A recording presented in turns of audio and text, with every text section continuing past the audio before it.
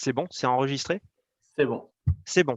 Bon, bah, écoutez, bonjour à tous, hein, je me présente, Damien Ribolo, je suis référent, emploi formation sur le secteur du sport et de l'animation au sein de la direction de la formation et de l'orientation, pour, la région Auvergne-Rhône-Alpes. Nous sommes, heureux aujourd'hui de vous accueillir dans le cadre, de ce webinaire des acteurs du sport intitulé «Tous mobilisés pour l'emploi et la formation dans le secteur du sport». Donc tout d'abord, qui sont, ces, acteurs du sport? Donc je pense que là, on peut passer aux diapositives suivantes. L'autre, celle d'avant, où il y avait la liste des participants. Voilà, parfait. Donc, vous avez la Dragès, hein, ex-DRJSCS, avec Frédéric Fournet, chef du pôle formation, certification des métiers du sport et de l'animation, et Hélène Covin, professeure du sport, coordinatrice régionale du dispositif Sésame. Pôle emploi représenté par Christine Robin, référente PIC sur la Haute-Savoie. L'AFDAS, opérateur de compétences dans le champ du sport, représenté par Emmanuel Chauchine, délégué régional au Auvergne-Rhône-Alpes. La DRETS, ex-Direct, représenté par Marwan Diab, chef du service inclusion et politique de la ville. Enfin, le CROSS, comité régional olympique et sportif, représenté, alors Mélissa Jarard est actuellement du retard, elle nous rejoindra par la suite.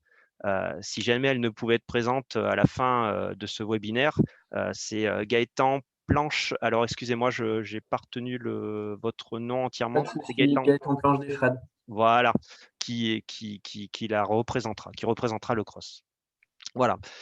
Pour la petite histoire, sachez que cette collaboration entre ces différents acteurs du sport date de la fin d'année 2019. À cette époque, nous avons eu l'occasion de nous rencontrer pour une première fois pour évoquer une thématique bien particulière, le guichet unique du sport. À partir de cette première rencontre, il a été décidé de nous retrouver environ une fois par trimestre pour évoquer nos actualités, nos dispositifs, des sujets problématiques ou éventuellement effectuer un travail partenarial pour le montage de projets.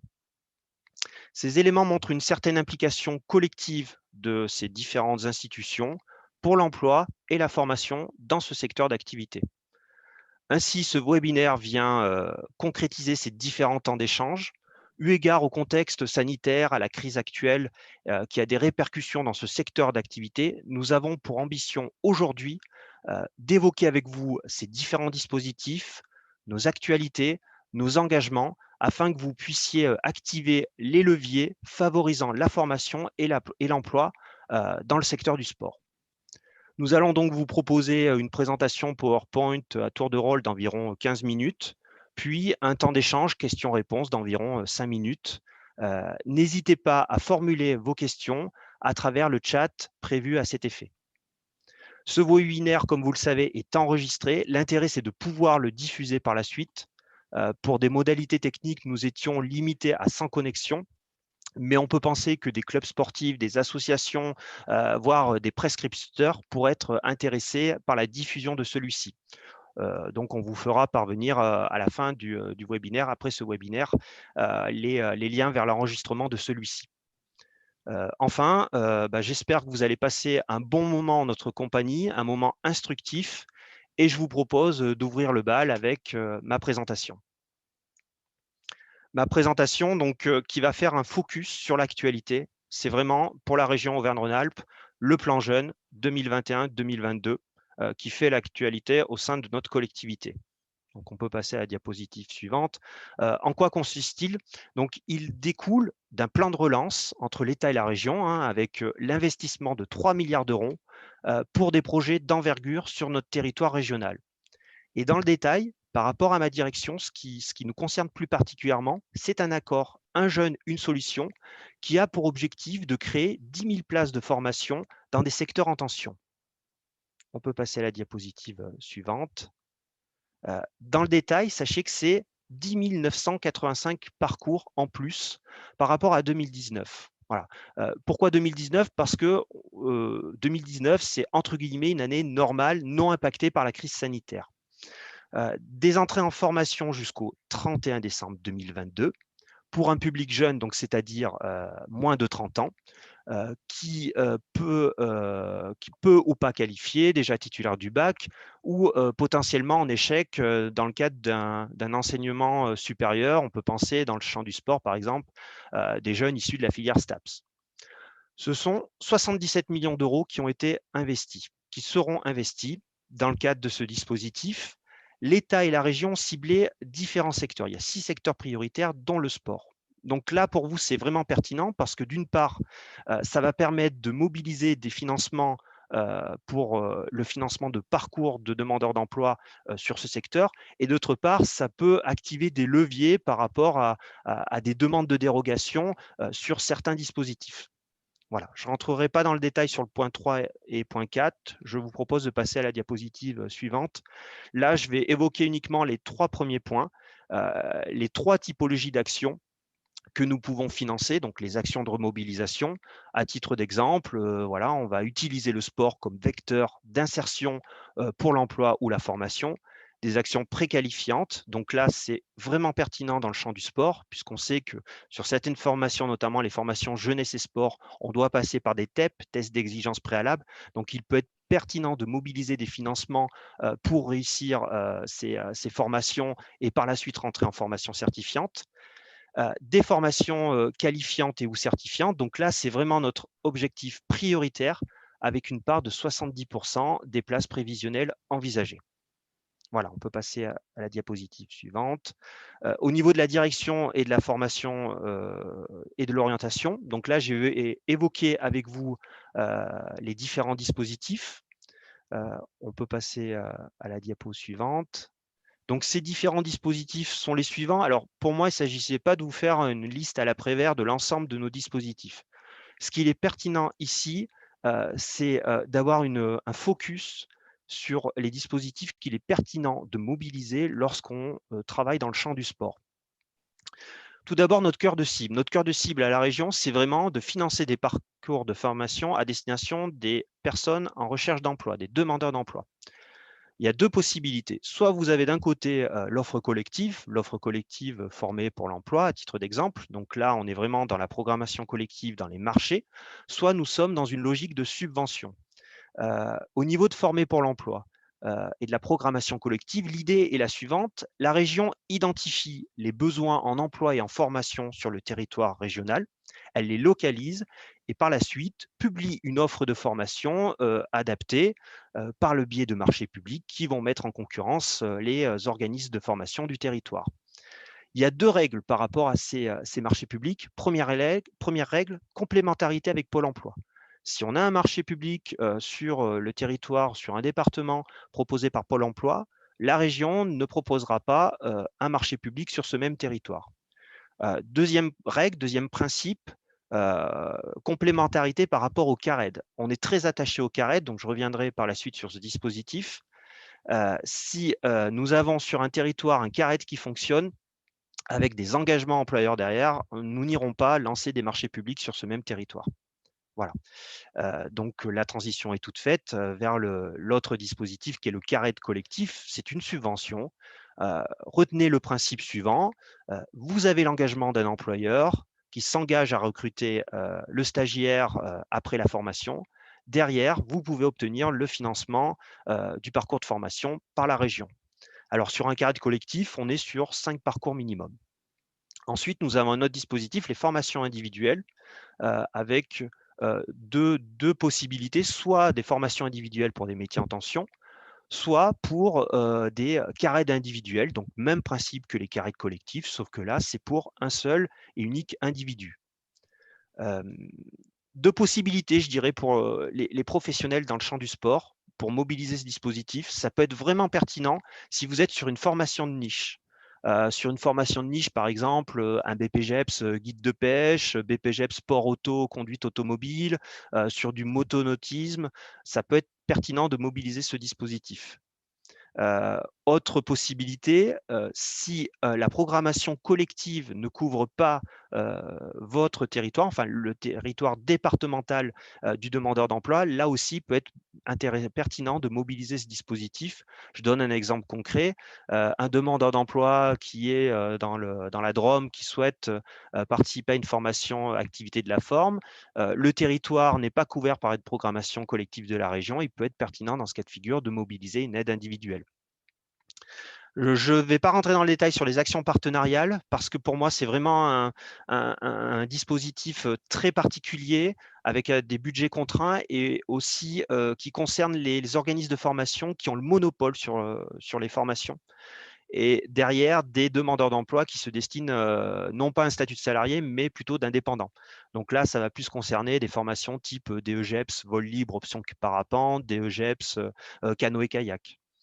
Dernier dispositif innové pour l'emploi, principe est le suivant, financer des actions innovantes à destination des demandeurs d'emploi. Donc, ça peut être des actions, par exemple, de remobilisation.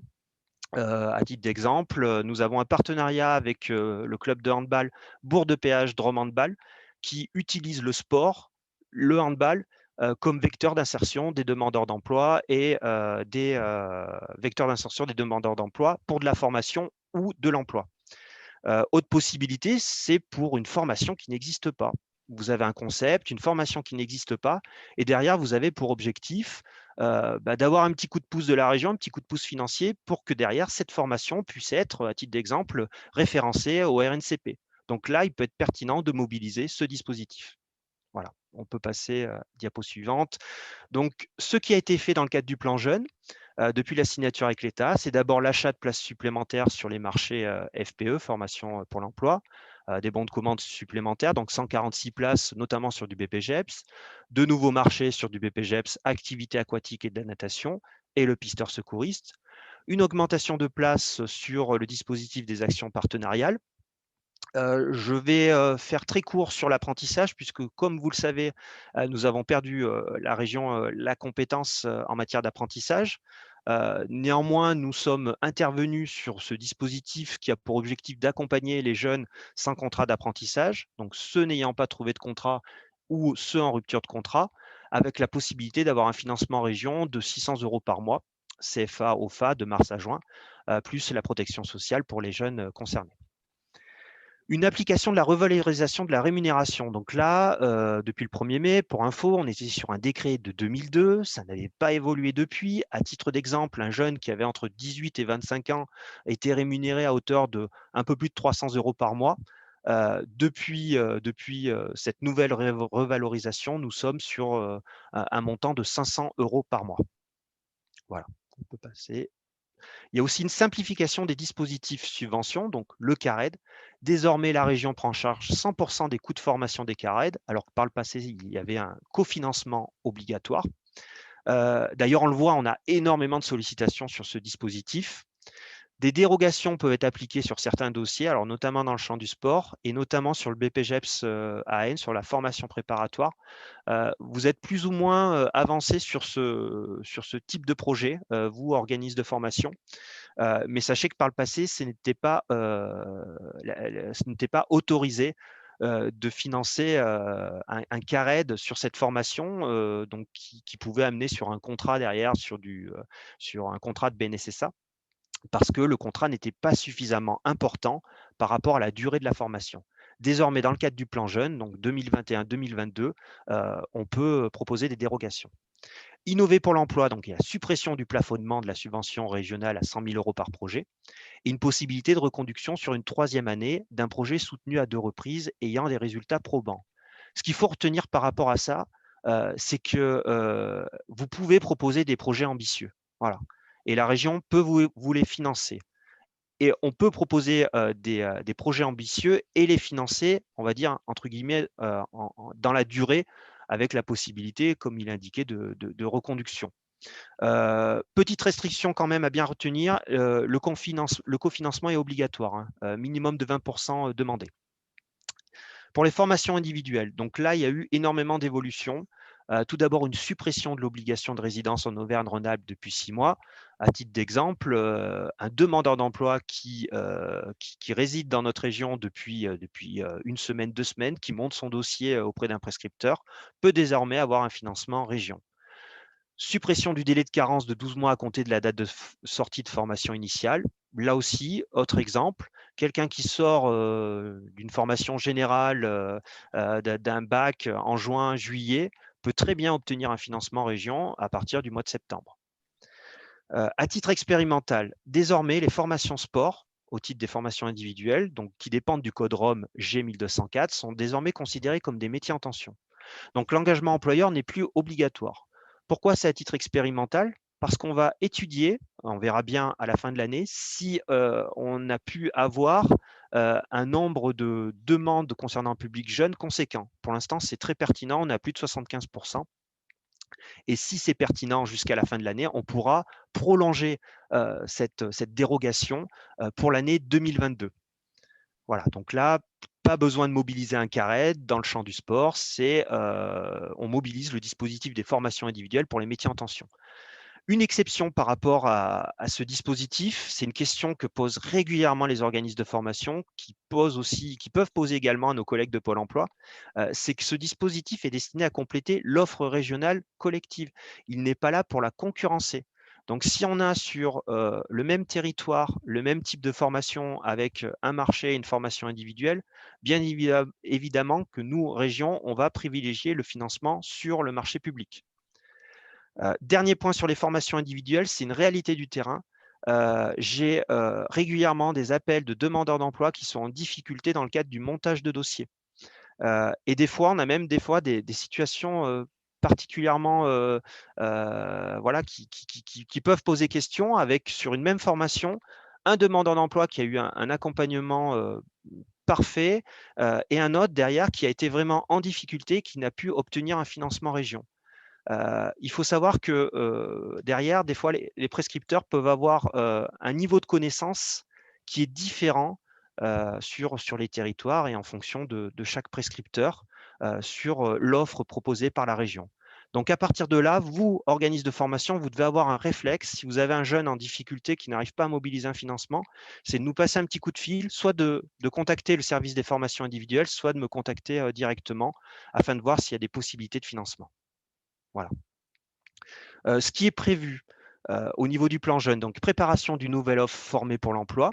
D'abord un lancement en juin, donc très prochainement, sur la préparation au test technique du moniteur ski alpin. Puis le gros des marchés publics sur les formations sport seront lancés septembre, octobre pour un démarrage de formation en 2022. On sera sur un mode d'achat heure stagiaire, donc fini la part fixe, part variable qui a pu être décriée. On sera sur des marchés d'1 an, renouvelables 3 fois. On travaille aussi sur de l'événementiel et notamment sur de l'orientation, puisqu'on a perdu l'apprentissage, mais on a récupéré la compétence de l'orientation. L'objectif, fin du mois, c'est d'organiser à l'hôtel de région de Clermont-Ferrand une journée sur les métiers du sport avec le bus de l'orientation de l'agence de l'orientation. On souhaite accueillir 150 jeunes pour évoquer avec eux le secteur du sport et les différents métiers qu'ils recrutent. Et si jamais ça fonctionne, on aimerait bien proposer ce type de manifestation sur d'autres territoires. Voilà. Je vais terminer ma présentation par des informations pratiques et liens utiles. Le premier lien, c'est Sicora. Sicora, c'est vraiment la porte d'entrée pour avoir des informations sur les marchés publics de la région en matière de formation professionnelle, pour faire une demande de subvention. C'est vraiment la porte d'accès pour les outils région, pour SAM, l'outil marché de la région, pour EOS, l'outil de suivi des formations de la région, pour Subnet, l'outil de demande de subventions, notamment pour les CARED ou Innover pour l'emploi, et Prosper, l'outil de prescription. Je vous ai mis aussi un deuxième lien, assistdefc.rhône-alpes, et là, vous allez trouver des PDF qui vous donnent des explications sur l'utilisation de ces différents outils. Autre application très pertinente, Ma formation, mon emploi. puisque désormais, il y a possibilité pour un demandeur d'emploi de s'auto-prescrire une formation sans passer par le canal historique des prescripteurs, excusez-moi. Voilà, donc prescripteur, Pôle emploi, mission locale. Dernière application, Nos talents, nos emplois, c'est une application qui met en lien les demandeurs d'emploi avec les recruteurs. Donc, demandeurs d'emploi qui sortent de formation professionnelle avec des recruteurs. Voilà, on peut passer à la diapo suivante. Donc là, vous avez le lien vers les dispositifs que j'ai cités, ces dispositifs de subvention, pour avoir des informations complémentaires. Donc, n'hésitez pas à utiliser ces différents liens. Et pour toute question, vous avez mes coordonnées. Voilà. J'en ai fini avec ma présentation. Donc, je suis à vous pour ce temps d'échange questions-réponses. Alors, je ne sais pas si j'ai bien géré mon temps. Je crois que j'ai mis 20 minutes.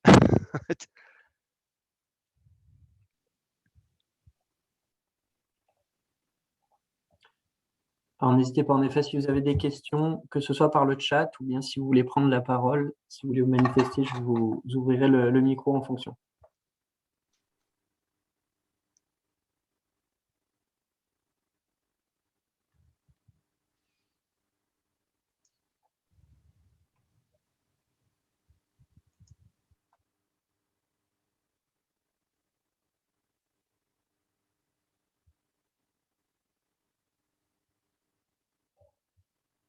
Même chose dans le chat, Amélie, je ne sais pas s'il y avait des questions auxquelles on n'a pas répondu directement.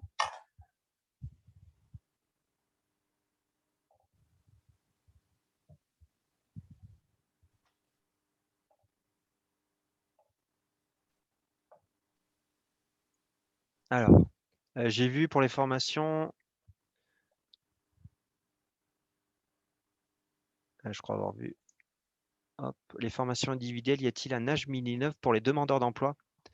Là, on est dans le cadre légal, de la formation professionnelle continue. Sauf erreur de ma part, je crois que c'est à partir de 16 ans, si je ne dis pas de bêtises. Je crois qu'on peut être stagiaire de la formation professionnelle.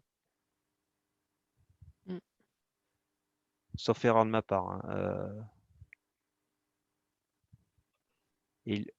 Ok, il y a une Et autre... Maxi? Ah oui, ça peut être, c'est une question pertinente. C'est vrai que je parle du plan jeune, mais si on en est dans le cas de figure où on se retrouve avec quelqu'un qui a plus de 30 ans et qui souhaite bénéficier d'un financement région, on ne va pas l'exclure, hein. Voilà. Notre priorité, c'est les jeunes, effectivement. C'est de les intégrer dans ces 10 900 places supplémentaires. Mais si derrière, on a quelqu'un qui a plus de 30 ans et qui souhaite mobiliser un financement région, et c'est ce qui se passe, hein, actuellement, on a des demandes de gens qui ont plus de 30 ans, ils peuvent très bien obtenir des financements région. Voilà. Damien, il Oui. y a une question aussi du CDOS de Savoie. Est-il possible de représenter le dispositif CARED plus précisément, s'il vous plaît? Oui, alors le dispositif CARET, donc comme j'ai pu l'indiquer, le principe est le suivant. Vous avez une entreprise qui a identifié des besoins sur son territoire. Alors, c'est une entreprise ou ça peut être un groupement d'entreprises. Notamment, on le voit dans la filière équestre, où on peut avoir des partenariats avec 5, 6, 7, 8, même plus d'entreprises. Donc là, c'est l'organisme de formation généralement qui nous sollicite, qui nous dit, voilà, je suis en partenariat avec une entreprise ou plusieurs entreprises. Est-ce qu'il serait possible de mobiliser le dispositif CARED et donc derrière d'avoir un financement de la région du parcours de formation des demandeurs d'emploi? Donc là, c'est quelque chose qui peut se faire. C'est quelque chose qui peut se faire, c'est sur votre initiative, hein. C'est à l'inverse des marchés publics où c'est l'initiative de la région. Sur de la subvention, c'est l'initiative du porteur de projet. Donc, de nous solliciter, nous la région, afin que nous financions ces parcours de formation. Au niveau du montage du dossier, on passe par le logiciel Subnet. Il y a déjà comment dire, une réunion préparatoire avec le chargé de mission du territoire ou chargé de mission du secteur pour évaluer la faisabilité du projet. Et par la suite, voilà, c'est une instruction sur le logiciel Subnet. Derrière, une fois validé d'un point de vue administratif et financier, c'est le président de la région qui signe le CARED. Donc c'est en cela que c'est quelque chose qui est rapide d'un point de vue administratif à mobiliser par rapport à un marché public. Marché public, vous allez avoir toute la phase de lancement, publication, instruction, notification, tandis que sur un CARED, voilà, derrière, ça se concrétise par une signature du président. Voilà, je ne sais pas si… Et il y avait une précision sur le fonctionnement du CARED collectif, si possible. Alors, c'est ce que j'ai évoqué, c'est ce que j'ai dit là. Ok. J'ai répondu à cette question-là tout de suite. Pouvez-vous en dire plus sur les marchés subséquents d'Avril, BPGEP, SAN, Pisteur Secouriste? Donc, ce sont des marchés qui ont déjà été lancés. Qui ont déjà été lancés. Quand peut-on se positionner sur les marchés publics? Normalement, en septembre-octobre, sur la nouvelle programmation. Si vous êtes identifié sur l'outil Sicora, vous aurez les informations sur le lancement de marché par la région. Parce que vous aurez vos accès au logiciel de marché SAM. Mais il faut vous connecter. Il faut créer votre compte sur le portail Sicora. Après, je crois que j'ai répondu à toutes les questions. Alors, peut-on répondre en tant qu'OF seul ou bien couplé à un autre OF comme précédemment? Alors, c'est une bonne question. Là, je suis désolé, j'ai pas encore. On est sur un nouveau mode d'achat. Je connais juste le nouveau mode d'achat. Mais par contre, là, sur ce détail-là, c'est vrai que oui, il y a certains organismes de formation qui avaient noué des partenariats entre eux pour répondre collectivement à une demande de la région. Là, je suis désolé, je ne suis pas encore au point sur ce sujet-là. Mais en tout cas, c'est vrai que c'était possible par le passé.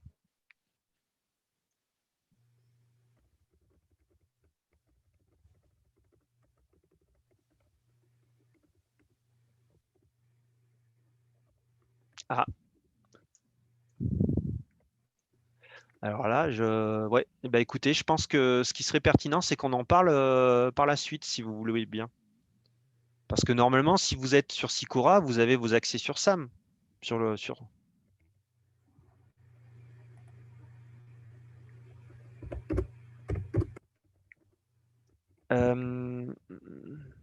Vous représentez quel organisme de formation? Rappelez-moi, Madame Echinard, c'est le CFMM, c'est bien ça? Oui, c'est ça, oui. Après, il y avait aussi, est-ce que vous étiez éligible dans le cadre des accords cadres de la région? Et après, derrière, est-ce que votre adresse mail était bien encore d'actualité? Voilà, c'est tous ces éléments-là. Après, moi, ce que je vous propose, c'est faire un point. On peut évoquer ce sujet hein, par la suite. Il n'y a pas de souci. Hein.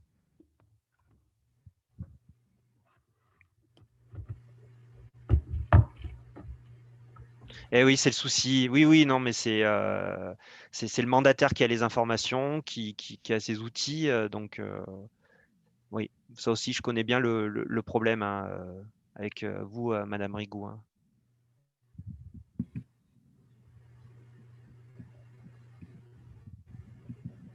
Après, sur ces détails techniques, ce que je vous propose, c'est si vous êtes dans cette situation, si vous avez des doutes, si vous avez peur de ne pas avoir l'information, c'est de m'envoyer un petit message. Comme ça, on pourra vérifier en amont du lancement du marché que vous êtes bien dans nos outils et que vous aurez bien accès à l'information. Parce que pour nous, c'est pertinent. Hein. Dans le cadre d'un marché public, plus on a de concurrents, mieux c'est. Hein. C'est pas dans notre logique d'avoir un seul concurrent sur un marché public, sinon il n'y a pas d'intérêt. Hein.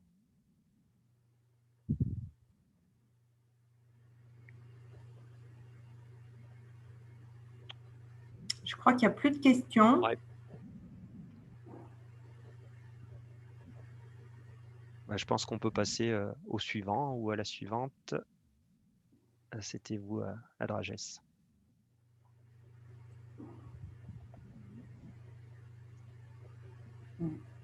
Donc, normalement, Monsieur Fournet va faire les propos introductifs concernant la Dragès et moi, je prendrai la suite pour vous présenter le dispositif Sésame.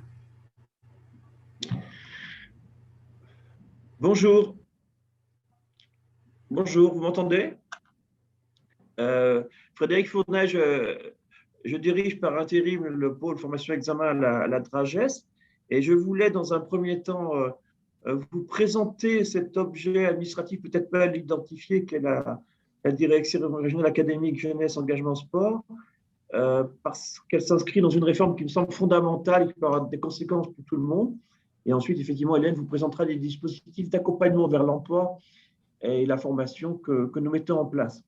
Alors, vous connaissiez précédemment la direction régionale jeunesse et sport, cohésion sociale. Elle a changé depuis le 1er janvier.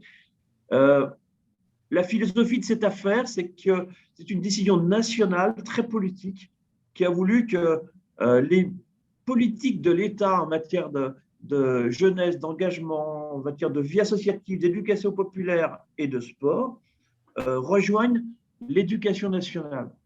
Alors, au niveau national, les deux ministères, jeunesse d'une part et sport, sont rattachés hiérarchiquement à l'éducation nationale.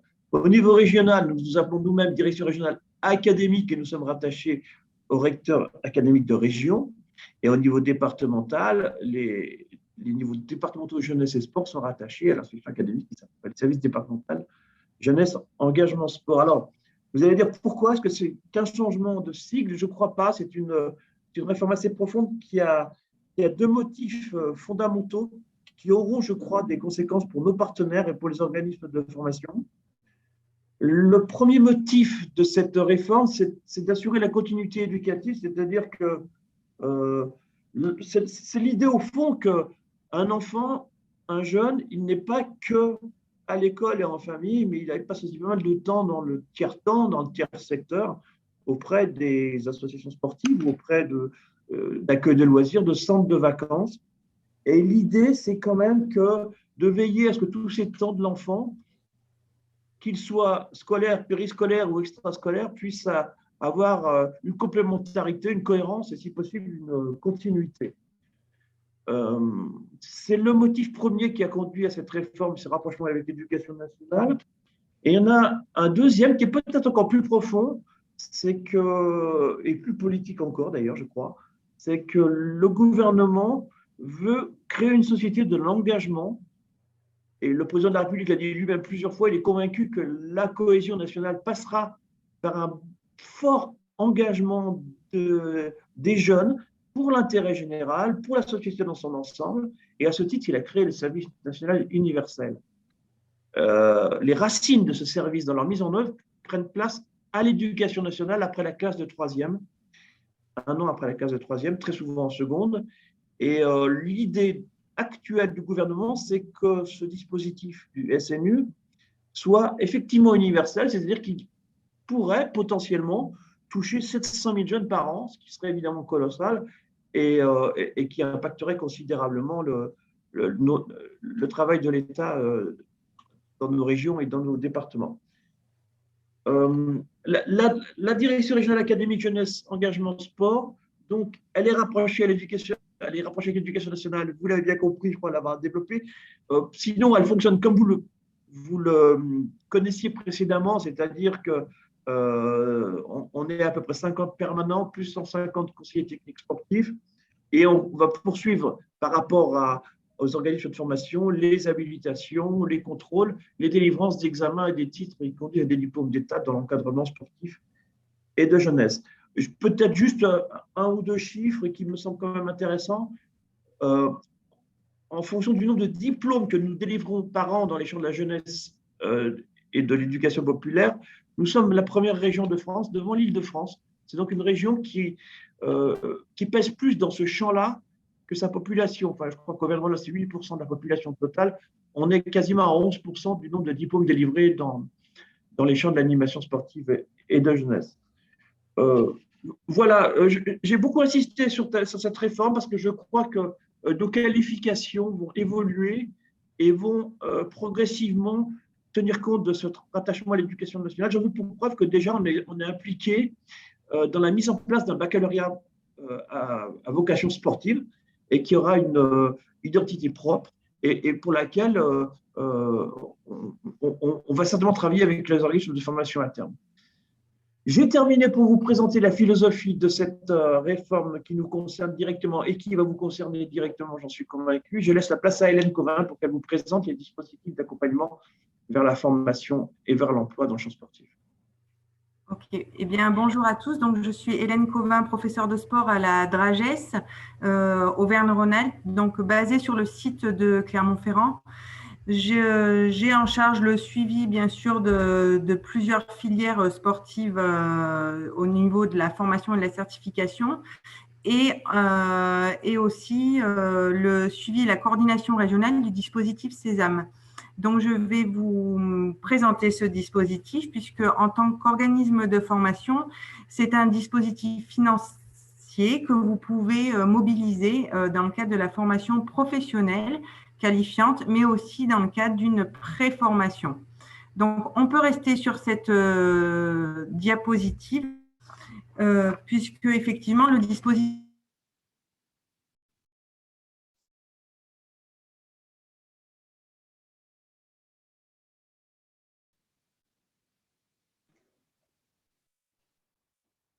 Hélène, je pense qu'on t'a perdu.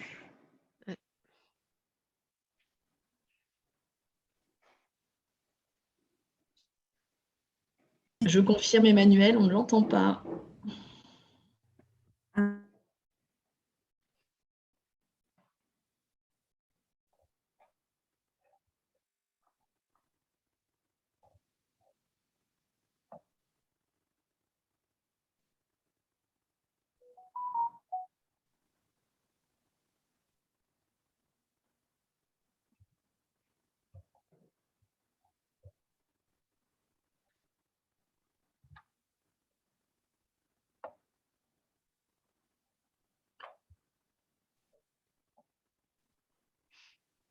Excusez-moi, je crois que Zoom, j'étais plus sur la réunion.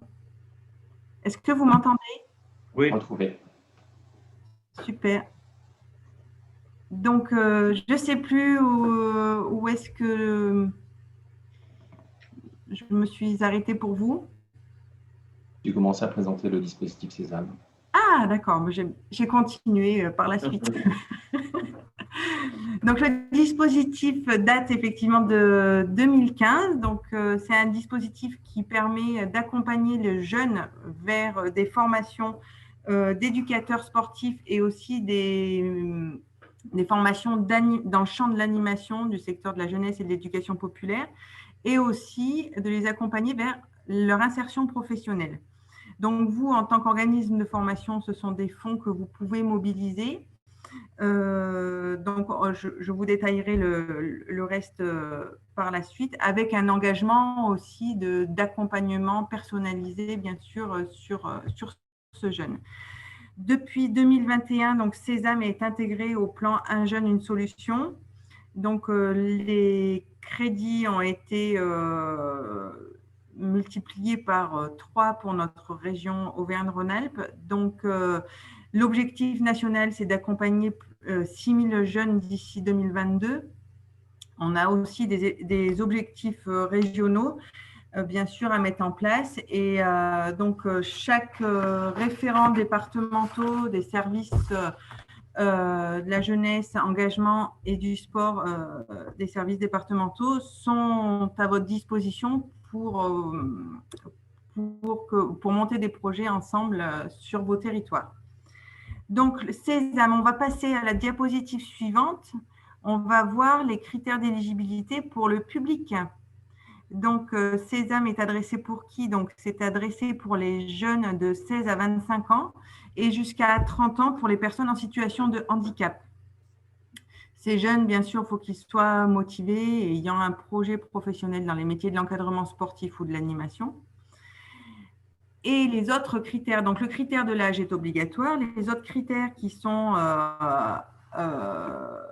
au choix, on va dire, soit il y a des critères géographiques, donc qui résident dans le quartier politique de la ville ou en ZRR, ou des critères sociaux, donc qui rencontrent des difficultés sociales, ou avec des critères de niveau scolaire pour des jeunes qui sont en décrochage scolaire ou sortis du système scolaire sans diplôme qualifiant.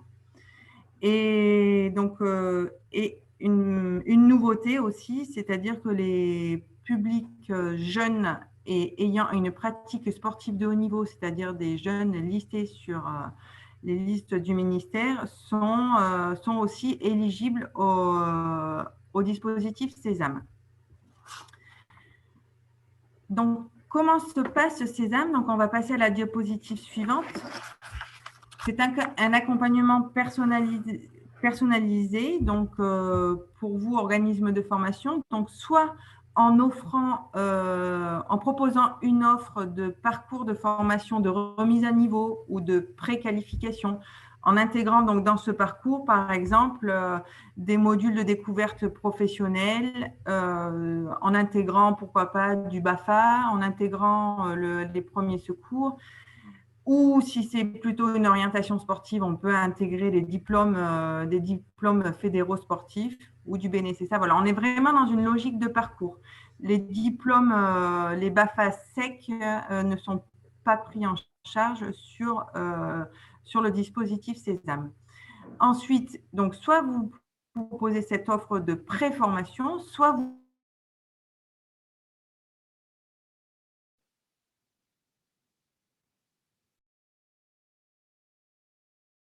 offre de formation, il y a un jeune un jeune ou deux ou trois qui aurait le profil Sésame, qui serait éligible, et auquel cas, le dispositif Sésame viendrait financer une partie des frais pédagogiques.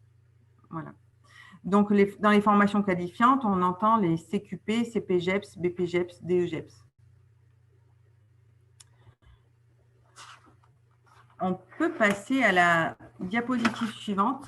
Donc, de nombreux partenaires sont mobilisés sur le dispositif Sésame, donc tous les services de l'État, DRAGES, DRETS et les services départementaux de la jeunesse, de l'engagement et du sport.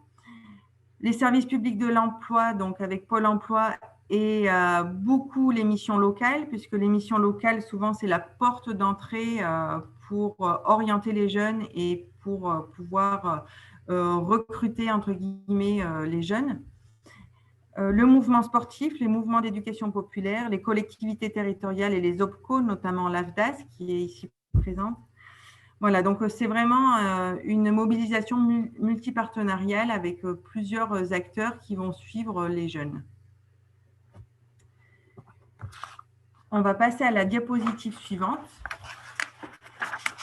Donc, sur la diapositive suivante, vous trouvez les contacts de l'ensemble des référents départementaux Sésame qui sont à votre disposition pour présenter vos projets de préformation ou de préapprentissage ou de préqualification, ou sinon présenter un jeune, présenter le profil de jeune qui pourrait rentrer dans vos formations, dans vos offres de formation qualifiantes, et auquel cas, voilà, c'est avec eux qu'il faut échanger sur vos projets collectifs ou individuels, sur la mobilisation du dispositif Sésame. Voilà, et je voulais préciser également, je mettrai à jour ce diaporama, puisque depuis cette semaine, nous accueillons une nouvelle assistante administrative, Julie Destrebec, qui est ici présente avec moi dans mon bureau, qui a en charge le suivi Sésame au niveau régional également. Donc, je la rajouterai sur les coordonnées, comme ça vous pourrez avoir ces références, et ce sera aussi un contact à mobiliser.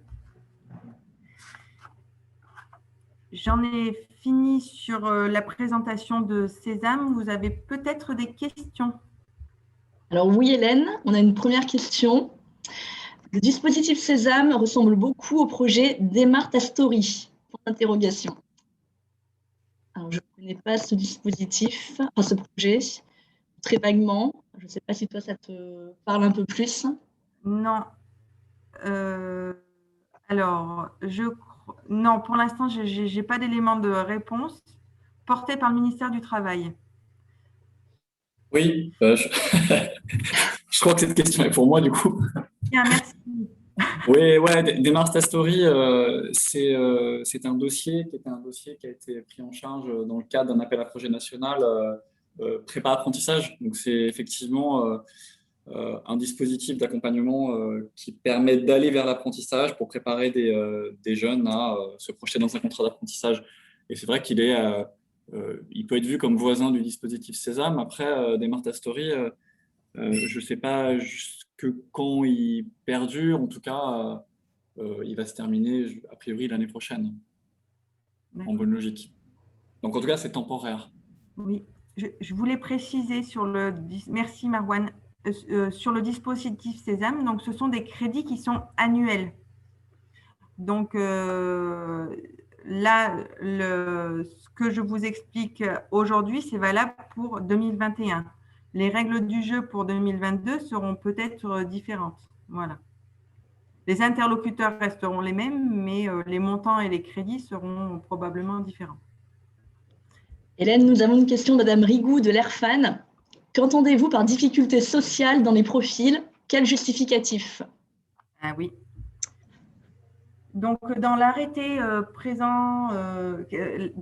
qui présente Sésame, tous les critères que je vous ai présentés, là, j'ai donné les termes génériques, tous les critères sont vraiment précisés. Donc, je vous le joindrai. Comme ça, vous aurez tous les éléments, même en ce qui concerne les sportifs de haut niveau, les difficultés sociales, ainsi que le décrochage scolaire. Tout est bien précisé. Je vous le mettrai, on vous l'enverra suite à ce webinaire. Merci Claire.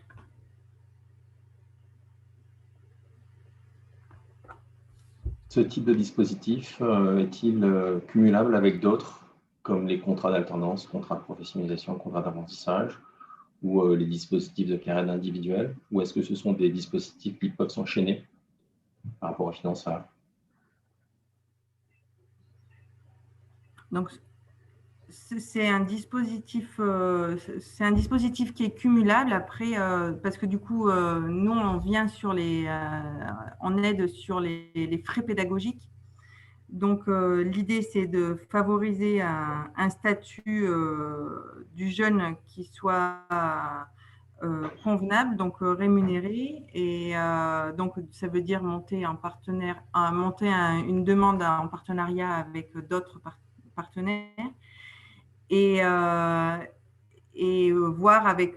c'est vraiment des cas individuels, donc c'est souvent les missions locales qui nous font des propositions ou les organismes de formation. On fait un montage individuel en fonction du profil du jeune. Hélène, nous avons une nouvelle question de Dominique Poirier. Une question qui se pose à nous, organismes de formation, est d'entrer en contact avec les prescripteurs pour diffuser ces offres. Quels sont les vecteurs de communication mobilisables? Mobilisables. Alors, est-ce qu'il y aurait peut-être, je ne sais pas, des flyers ou sur le site de la Dragès? Enfin, je ne sais pas si c'est le sens de la question, mais… Oui. Dominique a le micro ouvert, donc peut-être qu'il peut préciser. Oui, ouais, merci. Bonjour à tout le monde. Oui, en fait, on est, par exemple, ce qui concerne Ipso Campus, on est mobilisé sur des Martha Story. Le dispositif Sésame existe. Moi qui ai posé la question préalablement, en fait, une difficulté que nous rencontrons, c'est comment toucher ces jeunes. Et ces jeunes sont en contact avec des missions locales, avec des pôles emploi. Et une des difficultés que nous rencontrons, c'est de faire savoir à ces différents conseillers ce type de dispositif afin qu'ils puissent le proposer notamment à ces jeunes qui pourraient être intéressés. Là, par exemple, on a des places pour Annecy, Grenoble et Lyon, 15 places par site pour Démarche ta story. Et à ce jour, une formation qui démarre normalement le 21 juin jusqu'à début septembre. Et à ce jour, on a 3 personnes mobilisées sur ces 3 villes, par exemple. Donc, on a du mal à toucher. Alors, on communique, mais on a du mal à toucher les jeunes, quoi. Donc, ouais, Marwan, je pense que c'est pour toi. Puis le moment où tu en parlais, j'activais mon micro. Oui, sur la partie mission locale, peut-être une question directe. Vous Vous êtes en lien déjà avec les missions locales ou pas? C'est quelque chose qui se fait ou ça ne marche pas très bien? Dites-moi. Hein. Vous avez des liens avec les missions locales à ce jour? Son micro est coupé. Ah, pardon. Oui, oui, tout à fait. Alors, on a des liens, on va dire, virtuels, hein, puisqu'on communique par mail, par courrier, par affiche. Ouais. C'est-à-dire que le feedback derrière, il n'est pas à la hauteur de l'investissement que nous avons. Ouais, ben, dans une situation comme celle-là, je pense que le plus efficace, c'est… en fait, il y a deux grands mécanismes, mais j'y reviendrai quand j'interviendrai tout à l'heure. C'est soit vous travaillez directement avec les missions locales, soit vous pouvez, si vous voyez que l'information se diffuse moyennement, qu'il y a des marges de progrès à commettre importantes, de passer par moi. Vous avez mes contacts.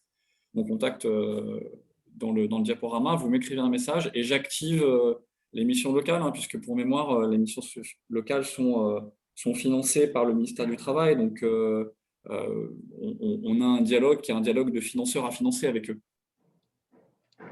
Ok, ben, je vous remercie. Ben, Nassima fait du travail dans ce sens. Hein. Nassima et Dany qui travaillent avec vous. C'est parfait.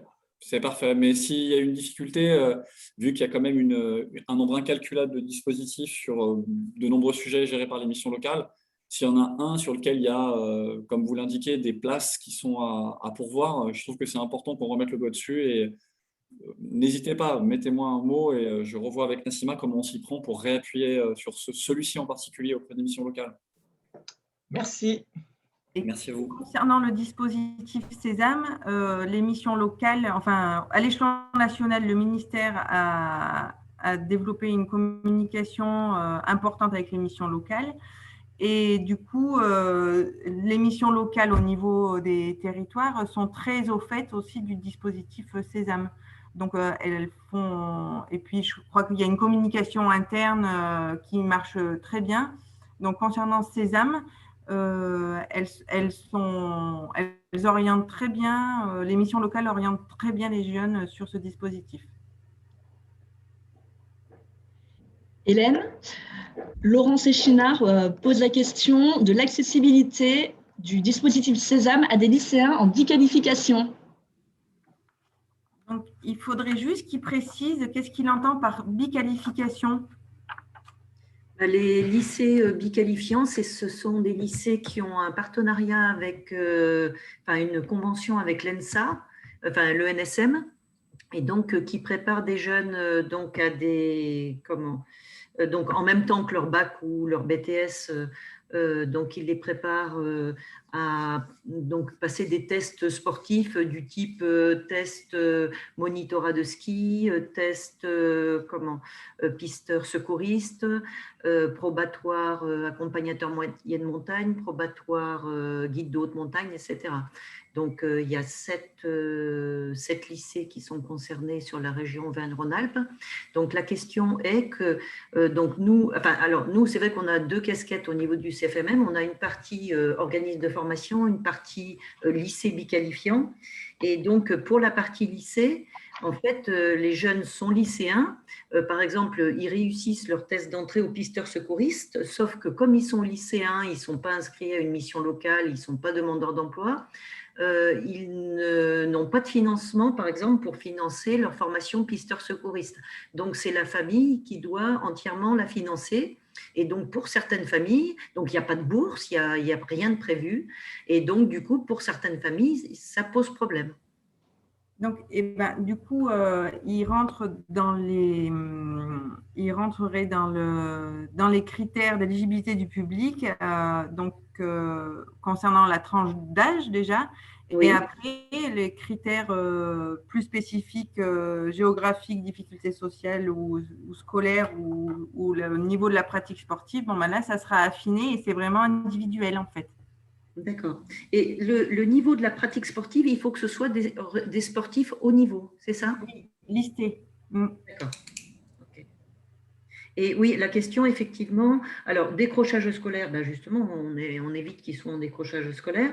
Donc, effectivement, il reste les critères géographiques. Et puis, effectivement, la question, c'est difficultés sociales, c'est-à-dire comment on les évalue, ça? Oui, c'est les revenus, les revenus des parents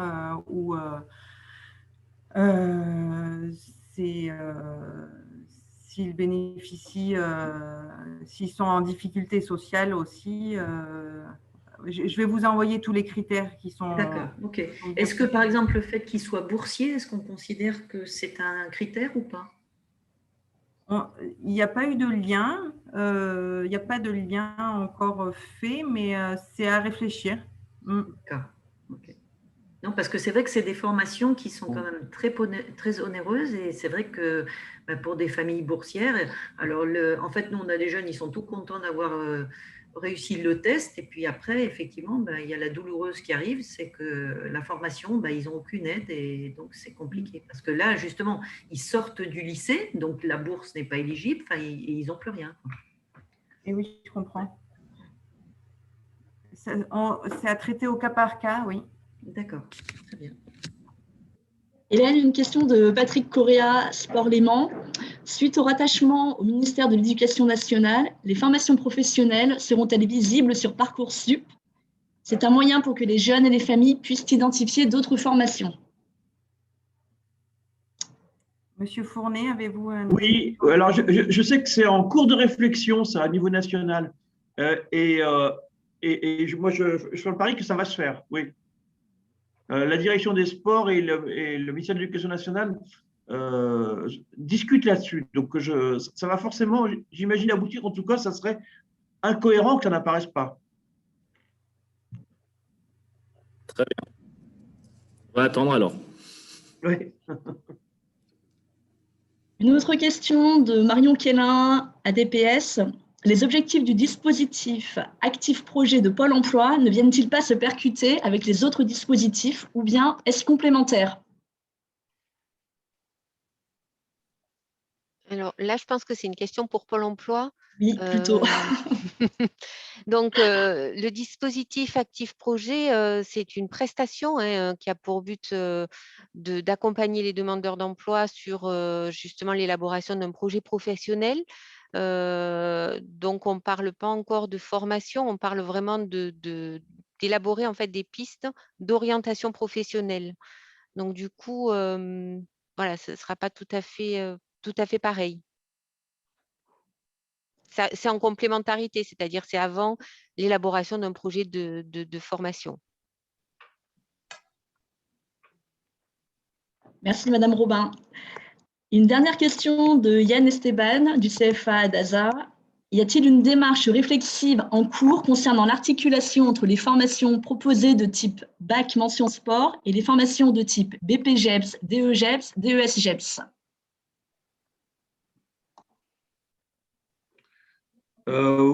Ça fait partie de la réflexion globale qui a commencé au niveau national. Oui. La réponse est oui. Alors, quand est-ce que ça va aboutir? Quand est-ce que ça va impacter concrètement les architectures des diplômes elles-mêmes? Je ne sais pas, mais c'est certain qu'il va y avoir des évolutions dans la construction des diplômes de notre champ d'action de ce rapprochement avec l'éducation nationale qui s'y intéresse de très près désormais maintenant, beaucoup. Ouais. Je ne peux pas vous donner l'échéance. Hein. Oui, pardon. Oui. Il y a un groupe de travail régional qui est formé sur ces questions, donc avec les IPR et le service formation-examen de la DRAGES. Donc, on est en réflexion et ça avance bien, en tous les cas, sur tout ce qui est bac pro avec la mention sport. Et puis, il y a l'expérience et le recul de la mention complémentaire également. Donc, maintenant, il faut mettre nos diplômes en face aussi de l'offre de type bac mention sport. Voilà, donc c'est en pleine réflexion.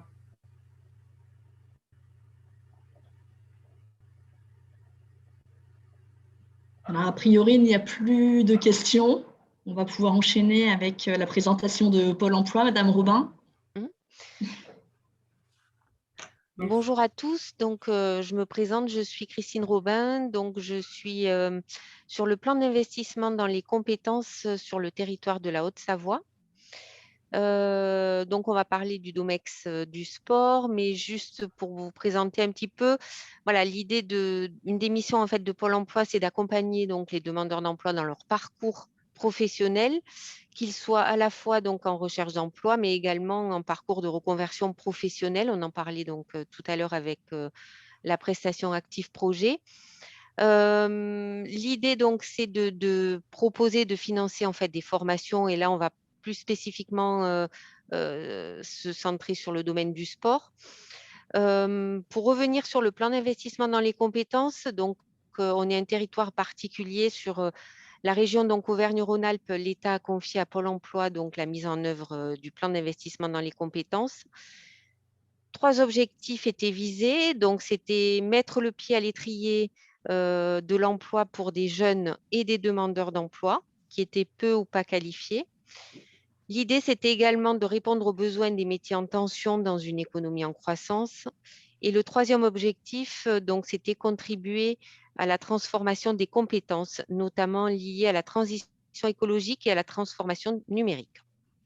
Pourquoi ce terme de Domex? Donc, en fait, on a réalisé un ensemble d'études sur le besoin des entreprises. Et du coup, on a pu identifier à travers cet ensemble d'études, on a pu donc identifier des secteurs stratégiques pour notre région. Et nous les avons nommés domaines d'excellence, donc la contraction Domex. On en a identifié donc sur la région 14. Et donc, comme le disait Damien en présentation, le sport montagne-tourisme fait partie de ces domaines d'excellence. Dans le cadre de ce Domex, on retiendra les métiers donc cœur du sport, c'est-à-dire en fait les métiers qu'on identifie dans le code ROM G1204 avec donc éducateur d'activités sportives et animateurs. Ces métiers représentaient avant la crise sanitaire 1560 offres d'emploi qui étaient déposées sur le site pôle emploi.fr. Voilà, donc là, on va plus maintenant je vais vous présenter les aides et les financements Pôle emploi, puisque ça va donc concerner spécifiquement vos organismes de formation. Alors, sur la première partie, on va s'attacher à tout ce qui est formation individuelle avec les actions de formation préalable au recrutement et les préparations opérationnelles à l'emploi individuel. Dans une deuxième partie, tout ce qui est financement plus collectif avec les actions de formation conventionnées, c'est-à-dire les achats de marché public. Et sur la troisième partie, tout ce qui est formation individuelle avec les aides individuelles à la formation. Merci. Alors, donc les formations individuelles, on a vu que donc l'objectif de répondre en fait au financement des formations, c'est vraiment répondre aux besoins des entreprises dans le cadre d'une mesure d'adaptation au poste de travail.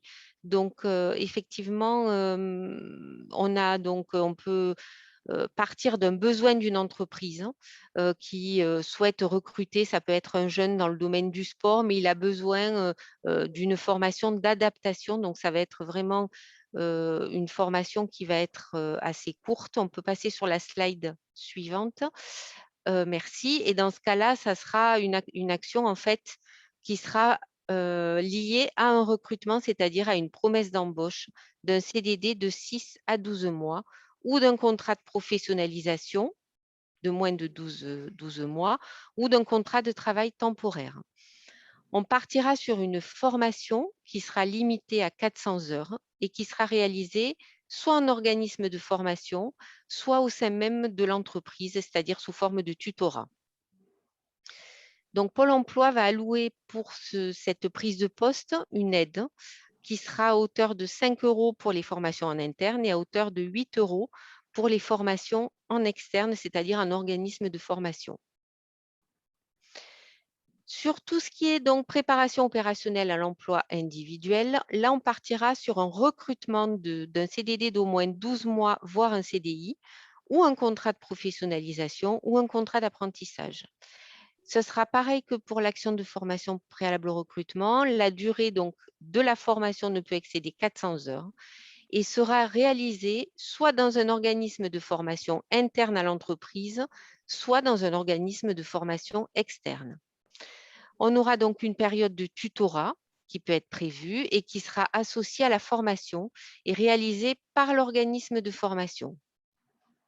Le montant d'aide sera identique, on aura 5 € de l'heure quand il s'agira donc d'une formation interne et on sera à 8 € net pour une formation en organisme de formation. Alors, on a également une possibilité de réponse à un financement de formation via des formations collectives, donc en réponse à un besoin du demandeur d'emploi et des entreprises.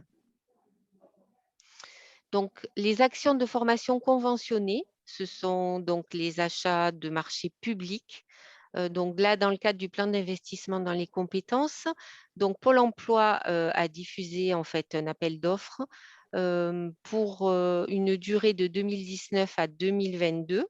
Donc sur le site des marchés publics, hein, donc il existe selon en fait la taille du marché, il existe 3 sites. Donc le site des marchés publics, le site du BOAMP et le site donc Joux, sur lequel vous pouvez vous positionner si vous souhaitez répondre à ces marchés publics.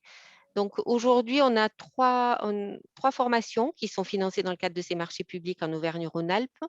Nous avons le CPGEPS, mention animateur d'activités de vie quotidienne, la formation animateur tourisme et loisirs et le BPGEPS, activités pour tous. On peut passer sur la slide suivante.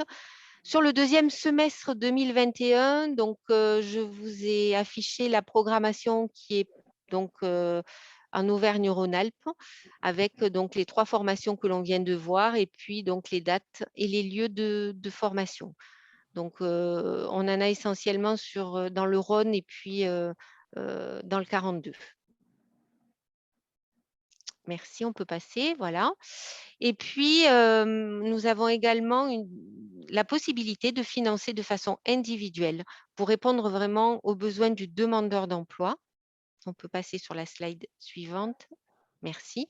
Avec ce qu'on appelle l'aide individuelle à la formation, où là, vraiment, le demandeur d'emploi qui a un projet vraiment particulier, il ne trouve pas de réponse, que ce soit au niveau de Pôle emploi, au niveau de la région, à sa demande de formation, le demandeur d'emploi peut étudier avec son conseiller la possibilité d'un financement de formation via cette aide individuelle à la formation. On va s'attacher donc, pour valider son projet, à son retour à l'emploi. Et on va s'attacher également au fait de ne pas trouver de réponse collective à sa demande. L'AIF, donc l'aide individuelle à la formation, elle peut également venir en complément du financement via le demandeur d'emploi de son compte personnel de formation. Dans tous les cas, c'est vraiment le conseiller qui va voir avec le demandeur d'emploi, qui va analyser sa demande et qui va vérifier en fait si on peut utiliser ce levier pour financer la formation. On peut passer sur la slide suivante, voilà. Donc, écoutez, je vous remercie pour votre attention et puis je reste à votre disposition si vous avez des questions.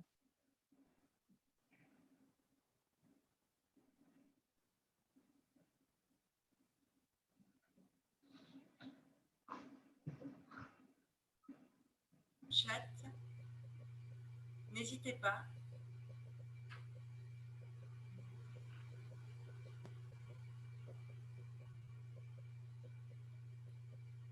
Eh bien, visiblement, c'était très clair.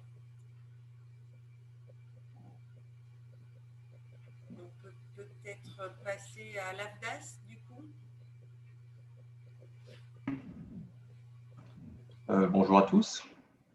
Donc, je suis Emmanuel Chauchine, je suis délégué sur la délégation Auvergne-Rhône-Alpes basée sur Lyon et présente également Amélie Duhart, donc, qui recueille vos questions depuis tout à l'heure également, qui est conseillère emploi-formation et basée sur Clermont-Ferrand, sur le bureau de Clermont-Ferrand en Auvergne, et qui est également référente sur le champ du sport donc, et sur notre territoire. Rapide présentation de l'AFDAS, opérateur de compétences depuis la dernière réforme de 2018. Nous gérons 44 branches professionnelles réparties en 15 grands champs de compétences sur les métiers de la culture, des industries créatives, tout ce qui est loisirs, tourisme, communication, télécommunications et le champ du sport que nous avons récupéré effectivement en 2019. Opérateur de compétences, principale mission à notre niveau maintenant, c'est focus principalement sur tout ce qui est alternance. Comme le disait Damien Rebolo tout à l'heure, nous avons récupéré la compétence de l'apprentissage sur la dernière réforme. Nous financions déjà les dispositifs des contrats de professionnalisation quand nous étions OPCA. Et après, on continue effectivement à apporter des financements sur tout ce qui est plan de développement des compétences pour les salariés de nos structures, pour des entreprises de moins de 50. Il y a un conventionnel qui est versé au niveau du sport pour les salariés également, donc qui permet de rajouter des financements pour tout ce qui est adaptation au poste des salariés. On apporte aussi des financements sur tout ce qui est appui conseil, donc au niveau des structures, si elles souhaitent bénéficier d'accompagnement avec des consultants sur des dispositifs qui sont financés par la DRETS, dans le cas du PCRH, sur des appuis conseils RH, RSE, transformation digitale, et appui conseil rebondir. Et pour finir, depuis un an déjà, depuis le dernier confinement, on porte également des financements aussi avec qui on a eu des conventionnements avec la Direct DRETS et la DGEFP sur les financements FNE et tout ce qui est effectivement plan de relance. Donc moi aujourd'hui, au niveau de l'AFDAS et vous qui êtes le prestataire de formation sur le champ du sport, je vais faire un petit focus principalement sur 3 dispositifs, les contrats de professionnalisation, le contrat d'apprentissage, je vais finir sur la préparation opérationnelle à l'emploi collectif. Je ne vais pas rentrer trop dans les détails, juste rappeler certains éléments et faire peut-être un focus, notamment sur le contrat de pro expérimental que vous connaissez peut-être un peu moins, et certaines spécificités. Donc, dans le cadre du contrat de professionnalisation, pour rappel, c'est un outil de recrutement ouvert à des personnes et à des jeunes de 16 à 25 ans ou à des demandeurs d'emploi de 26 ans et plus. A été également précisé un public de la nouvelle chance il y a 2 ans, donc qui permet effectivement d'assouplir certains critères par rapport à certains contrats, notamment le contrat de pro expérimental, et d'allonger la durée d'un contrat jusqu'à 3 ans. On peut passer sur la slide suivante. Donc l'objectif du contrat de professionnalisation, c'est donc de décrocher un diplôme, bien sûr, comme le contrat d'apprentissage, donc titre enregistré au répertoire national des certifications professionnelles. Mais ça peut être également pour valider un CQP, donc il y en a quelques-uns dans le champ du sport. Ça peut être également un parcours sans titre à la clé, mais avec une reconnaissance par rapport à la convention collective, donc avec des classifications sur certaines formations que vous proposez, pas de diplôme à la clé, mais avec des référentiels métiers en fonction de la convention collective. Et le dernier dispositif qui est expérimental depuis 2 ans et qui a été étendu jusqu'en 2023, c'est le contrat de professionnalisation expérimentale. On le verra dans les temps sur la slide suivante. Contrat d'une durée à minima. Non, si on peut revenir sur la slide précédente. Donc, le contrat de professionnalisation dure à minima 6 mois avec un volume d'heures de formation en organisme de formation ou en interne. Il peut y avoir aussi des dérogations sur la formation interne avec les structures. C'est 150 heures de formation à minima. La durée des parcours de formation en externe, c'est 15% à minima jusqu'à 25% de la durée d'un contrat. Donc, contrat qui peut aller jusqu'à 24 mois, donc si la formation est diplômante, et jusqu'à 36 mois sur les contrats de pro expérimentaux. On peut passer à la slide suivante sur le contrat de pro expérimental. Donc ça, c'est un dispositif qui est plutôt récent. Objectif de travailler sur l'acquisition de compétences qui sont définies par un employeur et nous, opérateurs de compétences, en y mixant des parcours qui peuvent être modulaires, avec de la formation externe proposée par vous, prestataires, sur le champ du sport. Il peut y avoir des parcours dans le cadre de la FEST, action de formation en situation de travail. Il peut y avoir de la formation interne, il peut y avoir du distanciel. C'est vraiment de construire des parcours de formation donc clé en main sur ce que font remonter certaines entreprises par rapport à des besoins spécifiques et où l'offre de formation en face n'est pas présente. Donc, vous pouviez y être associé si vous proposez des parcours, des blocs de compétences et le mettre en œuvre dans le cadre d'un contrat de pro expérimental. On restera sur le schéma d'un contrat à durée déterminée ou à durée indéterminée de 6 mois minimum à 12 mois à 36 mois maximum et avec un volume d'heures de formation à minima. Nous, notre financement se portera sur le côté pédagogique des heures de formation qui sont proposées en externe et en interne. Dans le cadre des contrats de professionnalisation, donc l'opérateur de compétences intervient sur le financement des heures de formation proposées par rapport à ces parcours, notamment pour décrocher un diplôme, un BPGEPS, un DE ou un CQP. Ce n'est pas le même schéma que l'apprentissage, comme on le verra après. Donc là, il y a un volume d'heures de formation qui est proposé par vous, prestataires, qui peut être de 150 heures à 450 heures sur un an ou plus. Et le financement se fera par rapport au niveau d'études visé par rapport au titre décroché. Donc, si on est sur une formation métier, sur un BPGEPS dans le champ du sport, on est sur du 13 € de l'heure. Et on peut monter à 15 € de l'heure sur des niveaux 1, Bac plus 5. Donc, donc, le financement se fait auprès de l'organisme de formation. Dans le cas des financements complémentaires, on intervient, on va revenir. On intervient également sur les formations des tuteurs ou les formations de maîtres d'apprentissage, comme on le verra après sur le contrat d'apprentissage. L'intérêt de ça, c'est que l'entreprise, derrière, ou l'adhérent peut nous solliciter sur le financement de l'aide à la fonction tutorale. Donc, le tuteur ou le maître d'apprentissage doit être formé. Donc, nous apportons un financement sur un parcours de 7 heures à 21 heures maximum et financé à 15 € de l'heure auprès de prestataires qui le proposent. Et l'intérêt derrière, c'est que la structure, sur le contrat de professionnalisation ou le contrat d'apprentissage, on verra après, peut nous solliciter sur le remboursement d'une aide à la fonction tutorale ou une aide à la fonction de maître d'apprentissage de 1 380 € hors taxe si le contrat fait 12 mois. Dans le cadre des contrats de professionnalisation, on intervient également sur les frais de transport. Donc, si la formation est située à plus de 50 km du domicile de l'alternant, si vous avez un alternant grenoblois qui se déplace sur Lyon pour suivre un BPGEPS, par exemple, on pourra participer sur des frais de transport et également des frais d'hébergement par rapport à l'alternant. Et pour finir, dans le cadre des contrats de professionnalisation et avec le plan de relance mis en place l'exercice dernier, les contrats de professionnalisation bénéficient de l'aide de l'État des 5 000 € ou des 8 000 €. Et ça, cette aide, elle est prolongée jusqu'au 31 décembre 2021. On peut enchaîner. Donc, ensuite, nous avons récupéré effectivement la compétence de l'apprentissage en 2021. Donc, pour info, effectivement, vous êtes une branche très structurée déjà dans ce cadre-ci. Et le nombre de contrats qui a été signé l'exercice dernier a été effectivement assez important. C'est un contrat donc, qui bénéficie effectivement d'une certaine libéralisation suite à la dernière réforme de 2018 avec effectivement un dépôt simplifié donc, auprès des opérateurs de compétences, donc ABDAS sur le champ du sport. Et nous sommes 11 aujourd'hui comme opérateurs de compétences à gérer ces contrats d'apprentissage. Durée minimale qui était abaissée à 6 mois. Donc ensuite, c'est la possibilité maintenant de partir à l'étranger. Donc il y a des aides pour les apprentis lorsqu'ils se déplacent et lorsqu'ils quittent le territoire métropolitain. Les conditions de rupture ont également été assouplies. L'aide à l'embauche dont on parlait précédemment l'aide à l'embauche unique a été simplifiée. Vous avez aussi un garantie donc de maintien dans la formation. Vous avez aussi l'aide au niveau des travailleurs handicapés donc, qui est rajoutée à ça. Et donc ensuite, c'est vraiment la possibilité d'aménager des parcours de formation par rapport aux apprentis. Et pour finir, on passe à la slide suivante. Il y a aussi eu des aménagements par rapport au public et à leur âge. L'âge a été décalé jusqu'à 29 ans révolus, donc public classique de 16 à 29 ans. Il peut y avoir des dérogations pour des jeunes de moins de 16 ans ou pour des apprentis de plus de 30 ans. Je ne reviendrai pas dans la technicité de ça.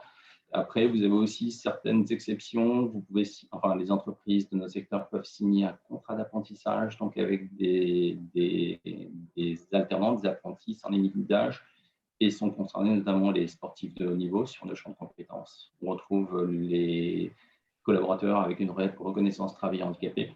Et vous avez aussi des collaborateurs qui peuvent effectivement avoir pour objectif de créer une entreprise ou de reprendre une entreprise, et ça aussi, ils sont éligibles à un contrat d'apprentissage. Et juste aussi une petite spécificité, je ne sais pas si vous l'aviez à noter par rapport à la dernière réforme, il est possible également pour des entreprises de suspendre des contrats, d'avoir un accord avec des collaborateurs et de suspendre des contrats à durée indéterminée pour remettre en place un contrat d'apprentissage et pour ce collaborateur reprenne un cursus formation. Et c'est souvent sur des projets de reconversion en interne. Si effectivement vous avez des métiers qui doivent disparaître dans une structure et si l'entreprise souhaite, en accord avec le collaborateur, réinvestir sur un parcours de formation, il y a cette possibilité-ci. On peut passer sur la slide suivante. Donc, sur l'apprentissage, nos financements, c'est les financements dans le cadre des niveaux de prise en charge donc, qui sont définis par rapport à la branche du sport et publiés sur le référentiel de France Compétences. Donc, ce sont des barèmes forfaits qui sont annuels. Un BPJEPS, par exemple, pour roller, on intervient à hauteur de 8 700 € sur une période de 12 mois. Nous intervenons ensuite sur tout ce qui est les frais annexes, et ça, on reste dans le cadre légal. Donc, et ça, c'est dès lors que le CFA le supporte. Donc, les frais de restauration, les frais d'hébergement et les frais de premiers équipements pédagogiques. Nous intervenons également sur les financements de la formation de maîtres d'apprentissage. Je ne peux pas m'étendre là-dessus, on en a parlé tout à l'heure sur les contrats de professionnalisation et qui effectivement permet ensuite à la structure de nous solliciter sur le remboursement d'une aide à la fonction de maître d'apprentissage. Et ça, c'est sous condition que le maître d'apprentissage ait suivi la formation précédente. Et ça n'est réservé qu'à des structures de moins de 5 ans en termes d'effectifs moyen temps. Voilà sur l'apprentissage. On peut passer sur la dernière slide en principe. À côté, donc, les dispositifs de contrat de professionnalisation et de contrat d'apprentissage sont des dispositifs qui permettent effectivement à des jeunes ou à des moins jeunes de décrocher une qualification. Il peut y avoir des enchaînements effectivement sur un ou plusieurs contrats de pro, contrat d'apprentissage ou des 2 ou 3 contrats d'apprentissage qui s'enchaînent en fonction des diplômes visés. La POEC, par contre, elle, c'est un dispositif qui vise la formation de demandeurs d'emploi. C'est un peu comme la préparation opérationnelle à l'emploi individuel que présentait tout à l'heure Madame Robin. Là, par contre, on est sur une action qui est collective et qui ressemble aussi à du CARED que porte la région. Et donc là, l'objectif, c'est de former des demandeurs d'emploi et fonction de besoins qui sont remontés par rapport à des employeurs sur un champ spécifique. Donc, soit pour financer des parcours de préqualification, et ensuite, qui peuvent s'enchaîner ensuite derrière sur des contrats d'apprentissage, des contrats de professionnalisation.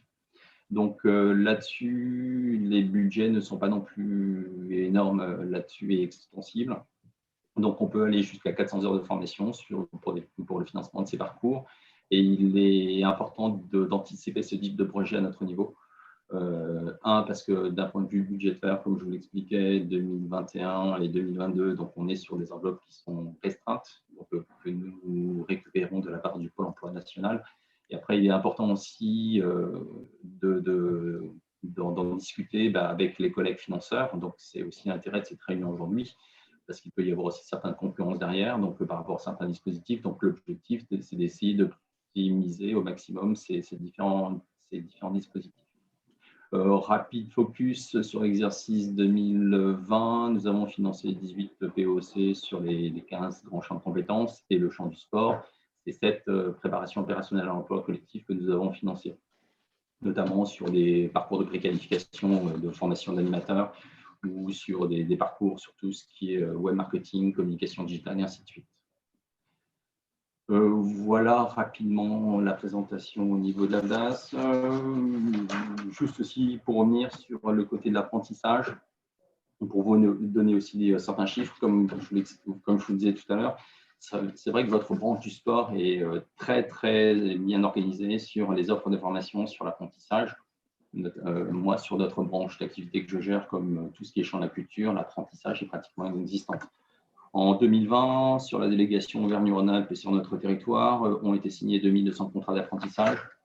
Et sur ces 2200 contrats, 55% l'ont été sur votre champ du sport. Donc, en gros, c'est 1250 contrats qui ont été signés en Auvergne-Rhône-Alpes avec des structures du champ du sport.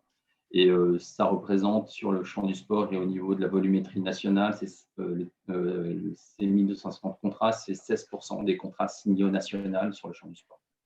Donc voilà, le message continue en ce sens. Et le message que je voulais aussi vous faire passer, voilà, aujourd'hui, vous avez en face de vous différents financeurs. Donc, si vous avez aussi pour projet vous pouvez aussi nous interpeller, au lieu de nous interpeller de manière individuelle, ça peut être aussi une interpellation qui peut être collective par rapport à des projets que vous souhaiteriez mettre en place, qui peut être ambitieux, en commençant par des jeunes ou des moins jeunes ou des demandeurs d'emploi. et qui peuvent ensuite s'enchaîner sur des dispositifs que nous on porte au niveau de l'OPCO, comme tout ce qui est contrat d'apprentissage, contrat de professionnalisation. Donc c'est l'objectif de cette réunion, donc n'hésitez pas. Les voyants sont ouverts sur certains financements aujourd'hui et pour la professionnalisation des jeunes et des moins jeunes. Merci à tous. Place aux questions-réponses. Alors Emmanuel, on a une première question d'Olivier Allouin, du GDOS de Savoie. En ce qui concerne l'apprentissage, pour une personne de plus de 30 ans, la formation BPGEPS APT peut-elle être considérée comme favorisant grandement la réalisation du projet dans le cadre d'une création d'entreprise ou non? Je n'ai pas une réponse claire et précise aujourd'hui à vous apporter là-dessus, M. Allouin. Ça faudra effectivement qu'on reprenne contact ensemble pour aborder ce projet. Si je peux me permettre, Emmanuel, ce sera surtout en fonction du projet de cette personne. Qu'est-ce qu'on entend par création d'entreprise? Voilà, mais comme tu le dis, Emmanuel, ce sera à voir ensuite avec le conseiller de votre territoire. Mais voilà, ça va surtout dépendre du projet de la personne concernée. Est-ce qu'on peut considérer qu'on est sur de la création d'entreprise ou pas? Voilà.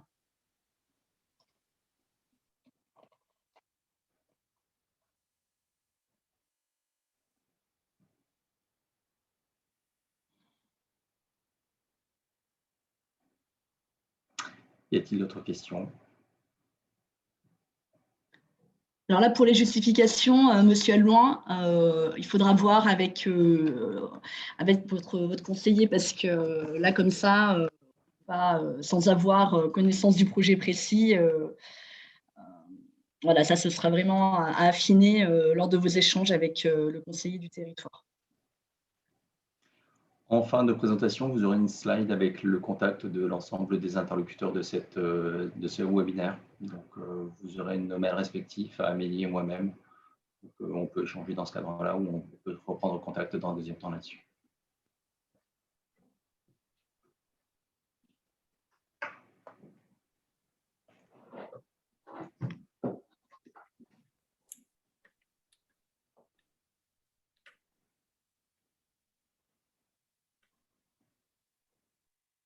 Est-ce que les questions sont terminées? Je prends la suite.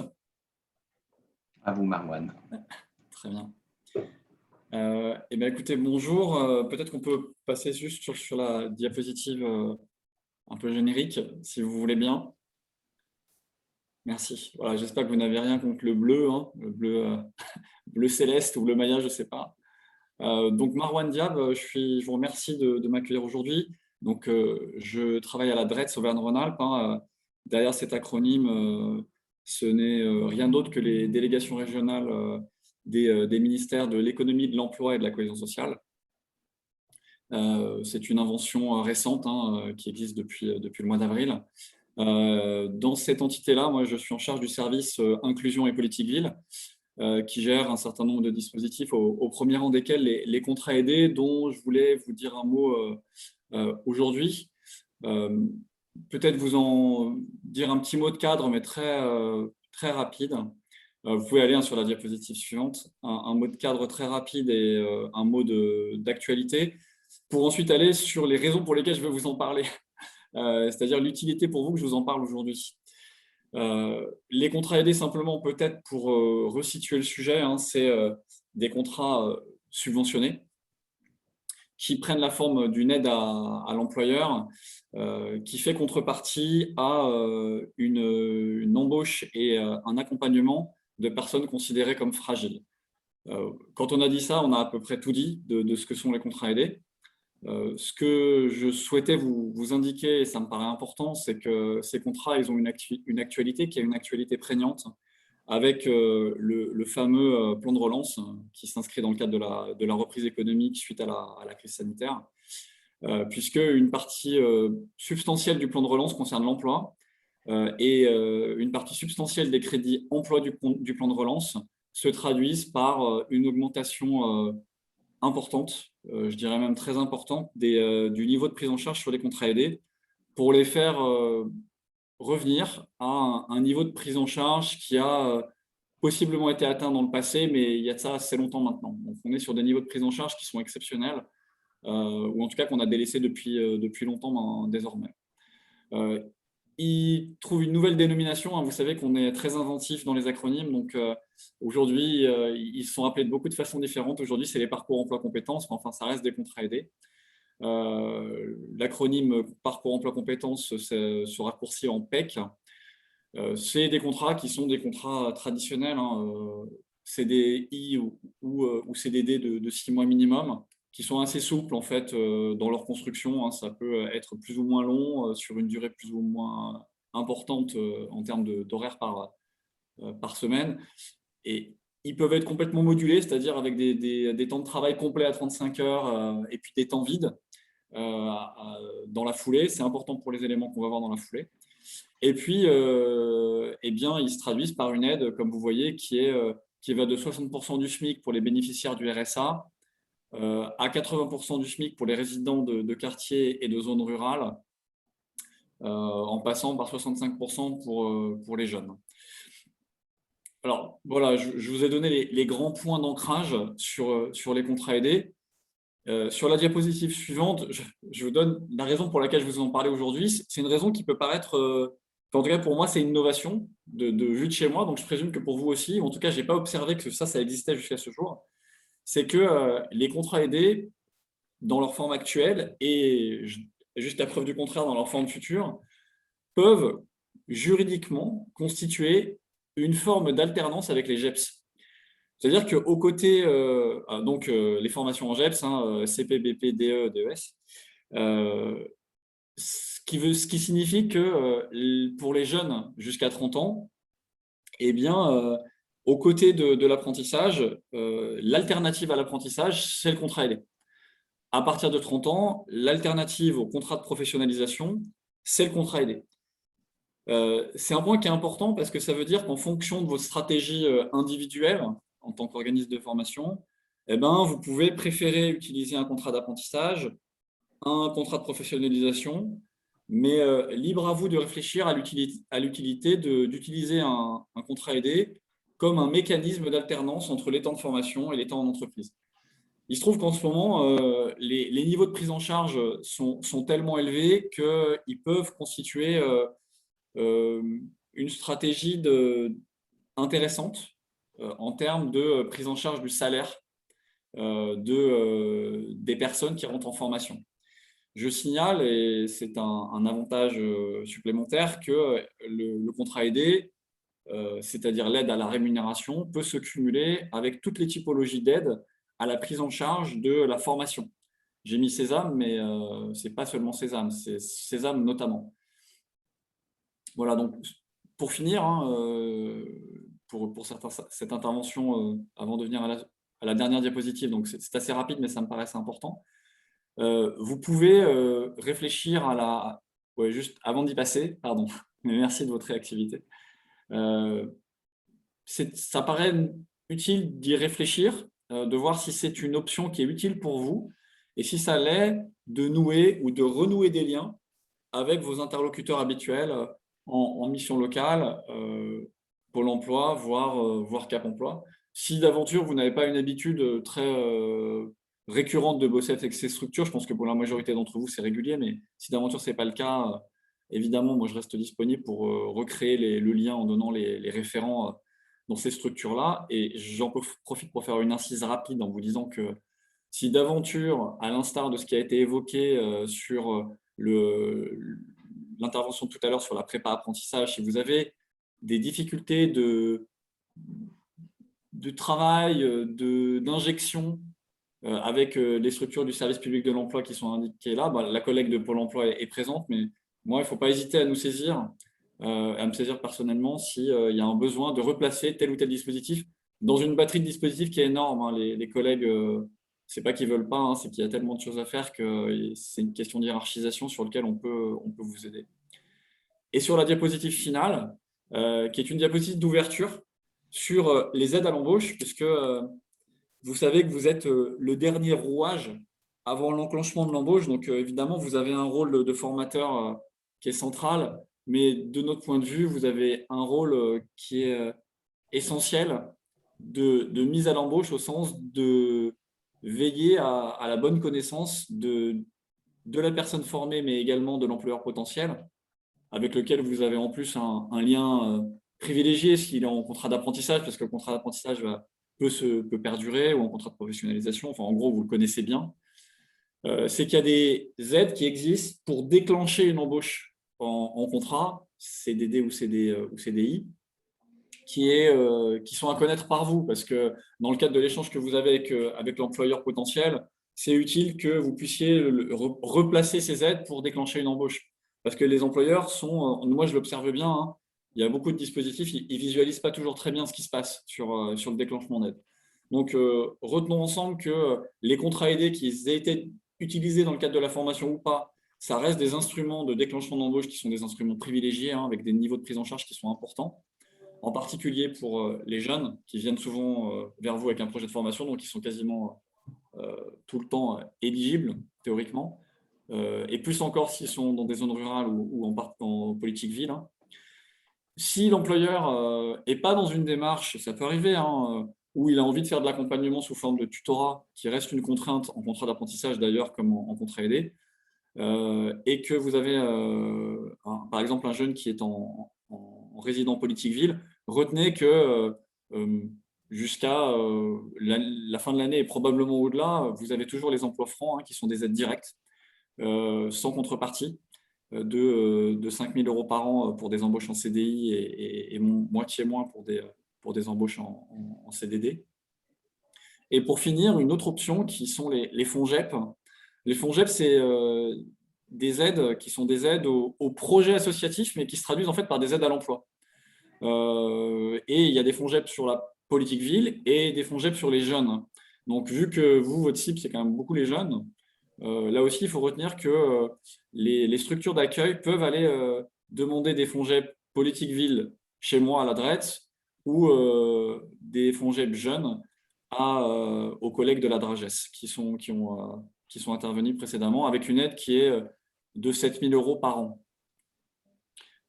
Voilà, j'ai été assez rapide, mais c'était aussi pour rester sur des messages très cœur en fait. Voilà. Est-ce qu'il y a des questions? Donc, il y a une question effectivement de Serge Campagne qui s'interroge concernant les contrats aidés. Comment peut-on financer une formation de type CPGEPS, BPGEPS ou autre cursus? D'après moi, il n'existe pas de dispositif excepté Sésame. Pas de dispositif. Je ne sais pas ce que ça veut dire dispositif en fait. Pardon, si la personne peut intervenir oralement, parce que je ne comprends pas très bien la question. Moi, je peux prendre une réponse. Si une association de sport ou un employeur, enfin une association du sport demain recrute un collaborateur en PEC, donc il sera salarié de la structure, donc bénéficiera des aides par rapport à l'État. Nous, au niveau de l'OPCO, on peut effectivement intervenir sur les enveloppes de financement dans le cadre du plan de développement des compétences, voire l'enveloppe du plan conventionnel du sport si le collaborateur, enfin, c'est un collaborateur salarié, donc il bénéficie d'un soutien possible en la matière, avec des critères ensuite qui s'appliquent et des plafonds. Merci Emmanuel, c'est donc sur la prise en charge, je comprends rétroactivement. Oui, bonjour à toutes et à tous, on m'a remis le micro. Oui, c'était en complément, c'était donc les contrats aidés, on a eu à utiliser il y a quelques années ça, et il y avait une ligne budgétaire, c'est les périodes de professionnalisation de mémoire, et financer les CAE, CUI. Et que dernièrement, j'ai appris qu'effectivement, le contrat aidé était relancé, mais par contre, il n'y avait pas de ligne budgétaire affectée concernant les OPCO ou d'autres dispositifs. Donc, c'est mon interrogation.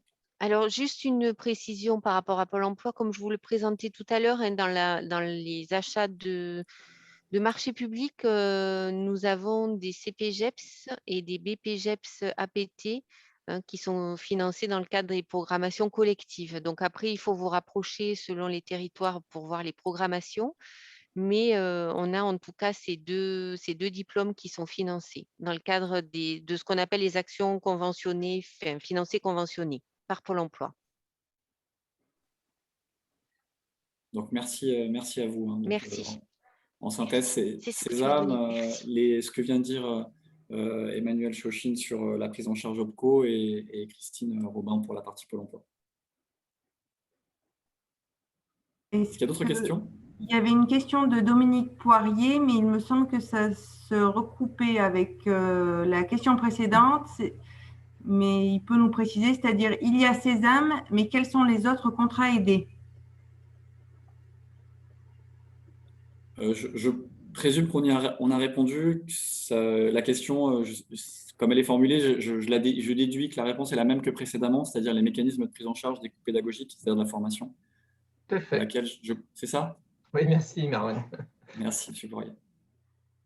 Ensuite, nous avons une question de Claire Rigoux de l'ERFAN qui a une problématique puisque le siège de la Ligue fédérale avec le CIRET est sur le Rhône et leur antenne et les locaux de l'organisme de formation est dans le 38, dans l'Isère. Du coup, les interlocuteurs sont compliqués à mobiliser et à définir et pas de lien vers qui se tourner pour avoir quelqu'un de récurrent pour un suivi. Là, c'est typiquement le genre de situation où vous pouvez me saisir directement et je ferai le nécessaire. Là, typiquement, c'est le 38. Hein. Pour moi, il n'y a pas de... Voilà, l'interlocuteur de proximité, c'est l'Isère. Mais vu que je peux faire le lien pour justement définir un interlocuteur récurrent pour vous, sans problème. Sachant que les modalités de prise en charge sont la même sur toute la région. Hein. Pas de souci, Madame Rigoux. D'autres questions? Donc, le DOS de Savoie avec Olivier Allouin qui dit merci pour la précision de l'intérêt du dispositif PEC comme dispositif permettant l'alternance au-delà de 30 ans. Cependant, en Savoie, il me semble que les agences et conseillers Pôle emploi orientent majoritairement cela sur les moins de 30 ans, justement. Quelqu'un peut-il m'éclairer sur les consignes en interne sur notre territoire à ce sujet, s'il vous plaît? Vous avez raison.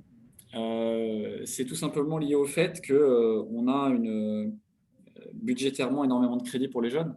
Donc, toutes les structures relatives à l'emploi ont pour consigne et pour objectif de travailler sur le fameux plan jeune et donc de prescrire des contrats aidés sur les jeunes. Ce n'est pas impossible sur les non-jeunes, même si il faut être clair, en tout cas pour cette fin d'année hein, et pour le moment, les crédits sont limités. Maintenant, si on a quelqu'un qui n'est pas jeune, mais qui est soit en zone rurale, soit en quartier politique ville, soit bénéficiaire du RSA, là, il n'y a aucun problème.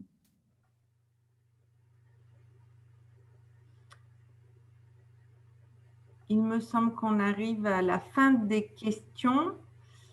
Peut-être on peut passer la parole au CROSS. Merci Marwan. Merci Hélène. Bonjour à tous, avec mes excuses pour le petit contretemps. Du coup, moi, je suis Mélissa Jarard, je suis chef de projet au Comité régional olympique et sportif Auvergne-Rhône-Alpes et je suis du coup en charge notamment des projets en lien avec la professionnalisation et l'emploi. Juste pour du coup repositionner le CROSS dans son environnement, on est donc tête de réseau du mouvement sportif. On a 90 membres qui sont des ligues et des comités régionaux qui sont adhérents au CROSS, donc elles sont olympiques, non olympiques et du mouvement scolaire. J'aime à dire, pour donner une petite image, qu'on est un peu les délégués de classe du mouvement sportif et on œuvre vraiment dans la structuration et la professionnalisation de nos disciplines sur le territoire, bien évidemment en partenariat avec la DRAGES et le conseil régional notamment. On œuvre donc du coup au développement de 4 grands thèmes. Donc on a la professionnalisation de l'emploi dans lequel voilà, on inscrit des actions et des projets. Et on œuvre aussi sur 3 autres spécificités, l'éducation et la citoyenneté, le sport santé bien-être et le maillage territorial en incluant du coup aussi les nouvelles données environnementales qui va tous nous impacter en s'appuyant notamment avec les Jeux de Paris qui vont s'organiser en 2024, où on travaille en lien avec des collectivités territoriales plus spécifiques au niveau du territoire. On est donc une équipe voilà, à votre écoute, d'élus et de techniciens. Voilà, on a 25 membres du conseil d'administration. Donc, les membres du conseil d'administration, ce sont des personnes qui sont issues du mouvement sportif. Et voilà, on est des techniciens qui sont répartis sur la technicité sur les 4 thèmes que j'évoquais juste avant. Donc ça, vraiment, c'est juste pour repositionner le CROSS. Et pour faire donc, vraiment la focus sur, autour de la professionnalisation et l'emploi, on est comme vous, on est un organisme de formation. On a été certifié Calliope en novembre dernier. On essaye vraiment que l'offre de formation qu'on propose à nos membres réponde aux besoins et aux attentes du mouvement sportif, mais on a bien vu qu'avec Calliope, il y avait aussi une demande d'accompagnement un peu plus individualisé pour les acteurs du mouvement sportif et autres. On a été aussi mobilisés par des personnes, enfin des structures, par exemple d'éducation populaire, des structures culturelles. Donc voilà, on va essayer de répondre aux demandes qui nous arrivent pour voilà, essayer de proposer des vrais projets de formation. On a un organisme de formation du coup qui propose différents formats, de la soirée d'information, de la formation, de l'accompagnement collectif et individuel. Et vraiment pour faire le focus autour de l'emploi et de tout ce que vous avez pu entendre ce matin, nous, le CROSS, on va plutôt se positionner sur du coup des temps d'accompagnement pour pérenniser des emplois, que ça soit en CDD, en CDI, des contrats d'apprentissage, des contrats de professionnalisation. Donc, c'est un accompagnement qui s'adresse dans un premier temps au club qui a vraiment pour objectif cette pérennisation des emplois. On travaille tout le temps en équipe parce qu'un club, c'est une gouvernance avec des dirigeants élus qui ont l'objectif du coup de mettre en place un emploi en vue de la structuration et la professionnalisation de leur discipline, notamment. Donc, on travaille vraiment sur un accompagnement binôme élu-salarié. Et ces accompagnements se construisent en 4 étapes tout au long de l'année. Avec un premier temps pour faire un état des lieux et de comprendre les problématiques et les objectifs du club en vue de la pérennisation de l'emploi. Et après, on a 3 journées de formation où nous venons en structure, on vient au sein des clubs pour proposer 3 temps de formation sur le management, sur la stratégie du club, sur le cadre juridique et comptable, sur la fonction employeur. Donc, ça peut varier. Voilà. Non, nous, on a cadré sur 3 journées, mais ça peut aller jusqu'à 4 journées au besoin. Et enfin, rendez-vous bilan. Ces temps de formation, ils sont animés par le CROSS ou par nos collègues des CDOS, donc des comités départementaux olympiques et sportifs en territoire, qui ont aussi des compétences sur les sujets évoqués. Enfin, je voudrais quand même faire aussi un petit focus sur les services impact emploi. Donc, ce sont des services pareils d'accompagnement aux structures sportives ou non. Hein. Je pense que c'est assez. Les services impact emploi ont une spécificité sport, mais il me semble qu'il y en a certains qui ouvrent à d'autres domaines. Donc, c'est des services qui sont portés là aussi par les comités départementaux olympiques et sportifs. Et ces services-là aident vraiment à la mise en place de l'opérationnalité quand ça concerne un contrat de travail. Donc, sur la lecture de la Convention collective nationale du sport, sur la rédaction d'un contrat de travail ou des avenants, sur la gestion des payes. Voilà, c'est des services qui sont portés par les services d'impact emploi, sur la médiation, s'il y a besoin de reconstruire des contrats de travail, vous l'aviez pensé peut-être en CDI temps partiel et le basculer en CDI temps plein. Voilà, ça c'est vraiment tous les services d'impact emploi. Et c'est encore méconnu, hein. On le voit sur nos activités au quotidien. Il y a encore des clubs qui ne connaissent pas ces services-là et qui pourraient vraiment enlever une épine du pied pour les employeurs.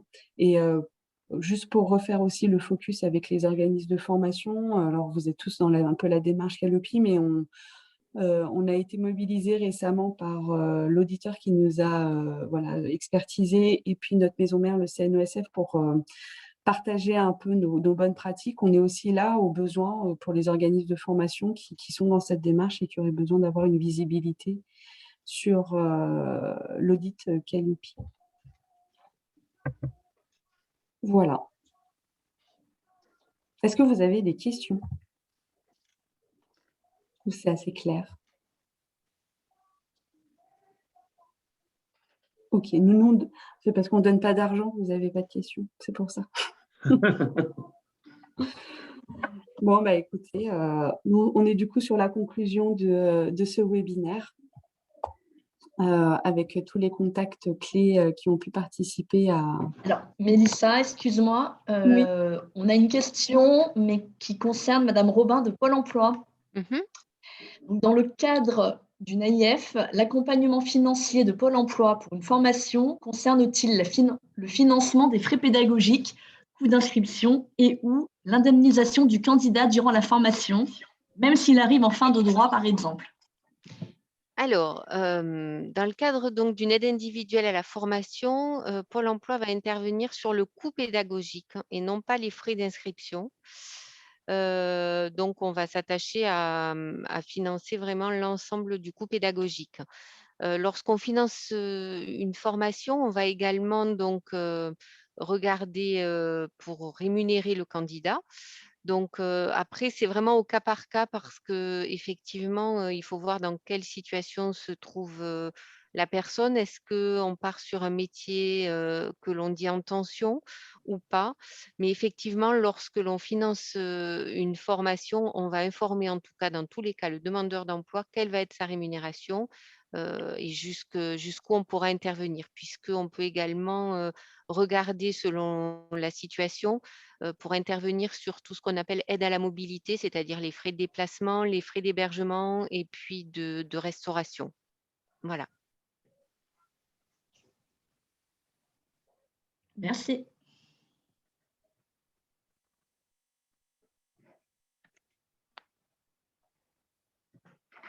On va pouvoir enchaîner avec la conclusion, je pense. Monsieur Fournet, à vous.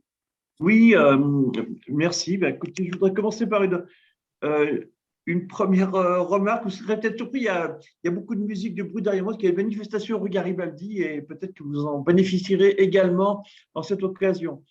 Ce que je voudrais dire par rapport à ce que j'ai pu comprendre ce matin et qui me paraît important, on dit souvent que la formation professionnelle en France et ses dispositifs d'aide et les mesures d'aide et d'accompagnement à l'emploi sont très complexes. On parle souvent de maquis. Il y a beaucoup de partenaires, qu'ils soient publics, qu'ils soient privés dans le champ concurrentiel ou qu'ils soient associatifs. Et il y a pas mal même de compétences croisées. On a entendu d'ailleurs ce matin où certains disaient « mais c'est telle mesure que vous faites vous, est-ce qu'elle est cumulable avec la mienne ou pas ?» Et donc, c'est un champ assez difficile dans lequel il faut quand même s'y retrouver. Et il y a des aspects qui vont sembler positifs, c'est que les dispositifs sont nombreux, ils sont évolutifs, et j'ai vu beaucoup d'initiatives nouvelles dans ces champs d'accompagnement à l'emploi et de soutien à la formation professionnelle. Moi, je suis revenu dans ce champ, je l'avais perdu pendant quelques années, et je me rends compte que ça bouge beaucoup et que ces initiatives se multiplient. Alors, finalement, cette conférence qu'on a faite par web, elle est, je crois, indispensable parce qu'il faut que tous les acteurs concernés se concertent, que ces échanges d'informations aient lieu et pour qu'on puisse au mieux mener à bien notre travail.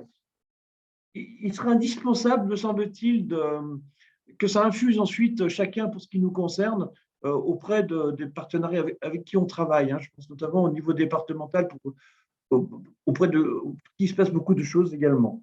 Alors, moi, je me félicite vraiment de la qualité des interventions et du contenu qui a été fait. Je ne peux pas m'empêcher de penser que beaucoup de préfets de région, quand ils arrivent à Lyon, ils sont surpris. Et il y en a au moins 3, ces 20 dernières années, qui sont arrivés, qui, au bout de quelques mois, ont dit « mais C'est étonnant, cette région, parce que les institutions, qu'elles soient politiques, privées ou associatives, ont plus l'habitude de travailler ensemble que de se tirer dans les pattes, et ce n'est pas partout pareil. Alors, je voulais vous faire passer cette remarque-là.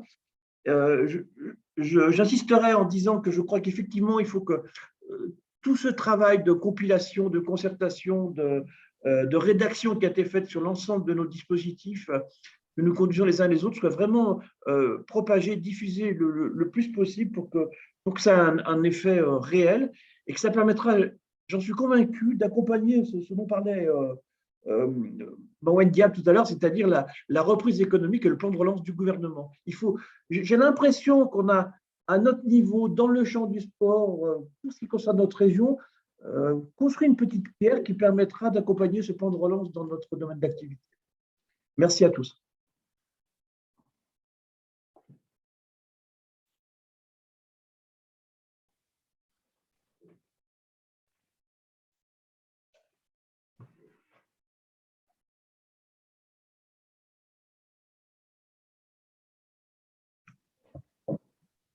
Eh bien, écoutez, si vous n'avez pas plus de questions, sachez que le webinaire qui vient d'être fait au besoin sera mis en ligne. Il a été enregistré. Il faut qu'on puisse définir encore s'il sera disponible sur un ou plusieurs supports. Mais voilà, si vous n'avez pas plus de questions, merci pour votre attention et votre écoute et bon appétit. Et merci encore au Merci. J'ai vu le message, oui, il y aura moyen d'envoyer un lien aux participants à un moment donné. Il faudra qu'on regarde, mais oui, pas de souci.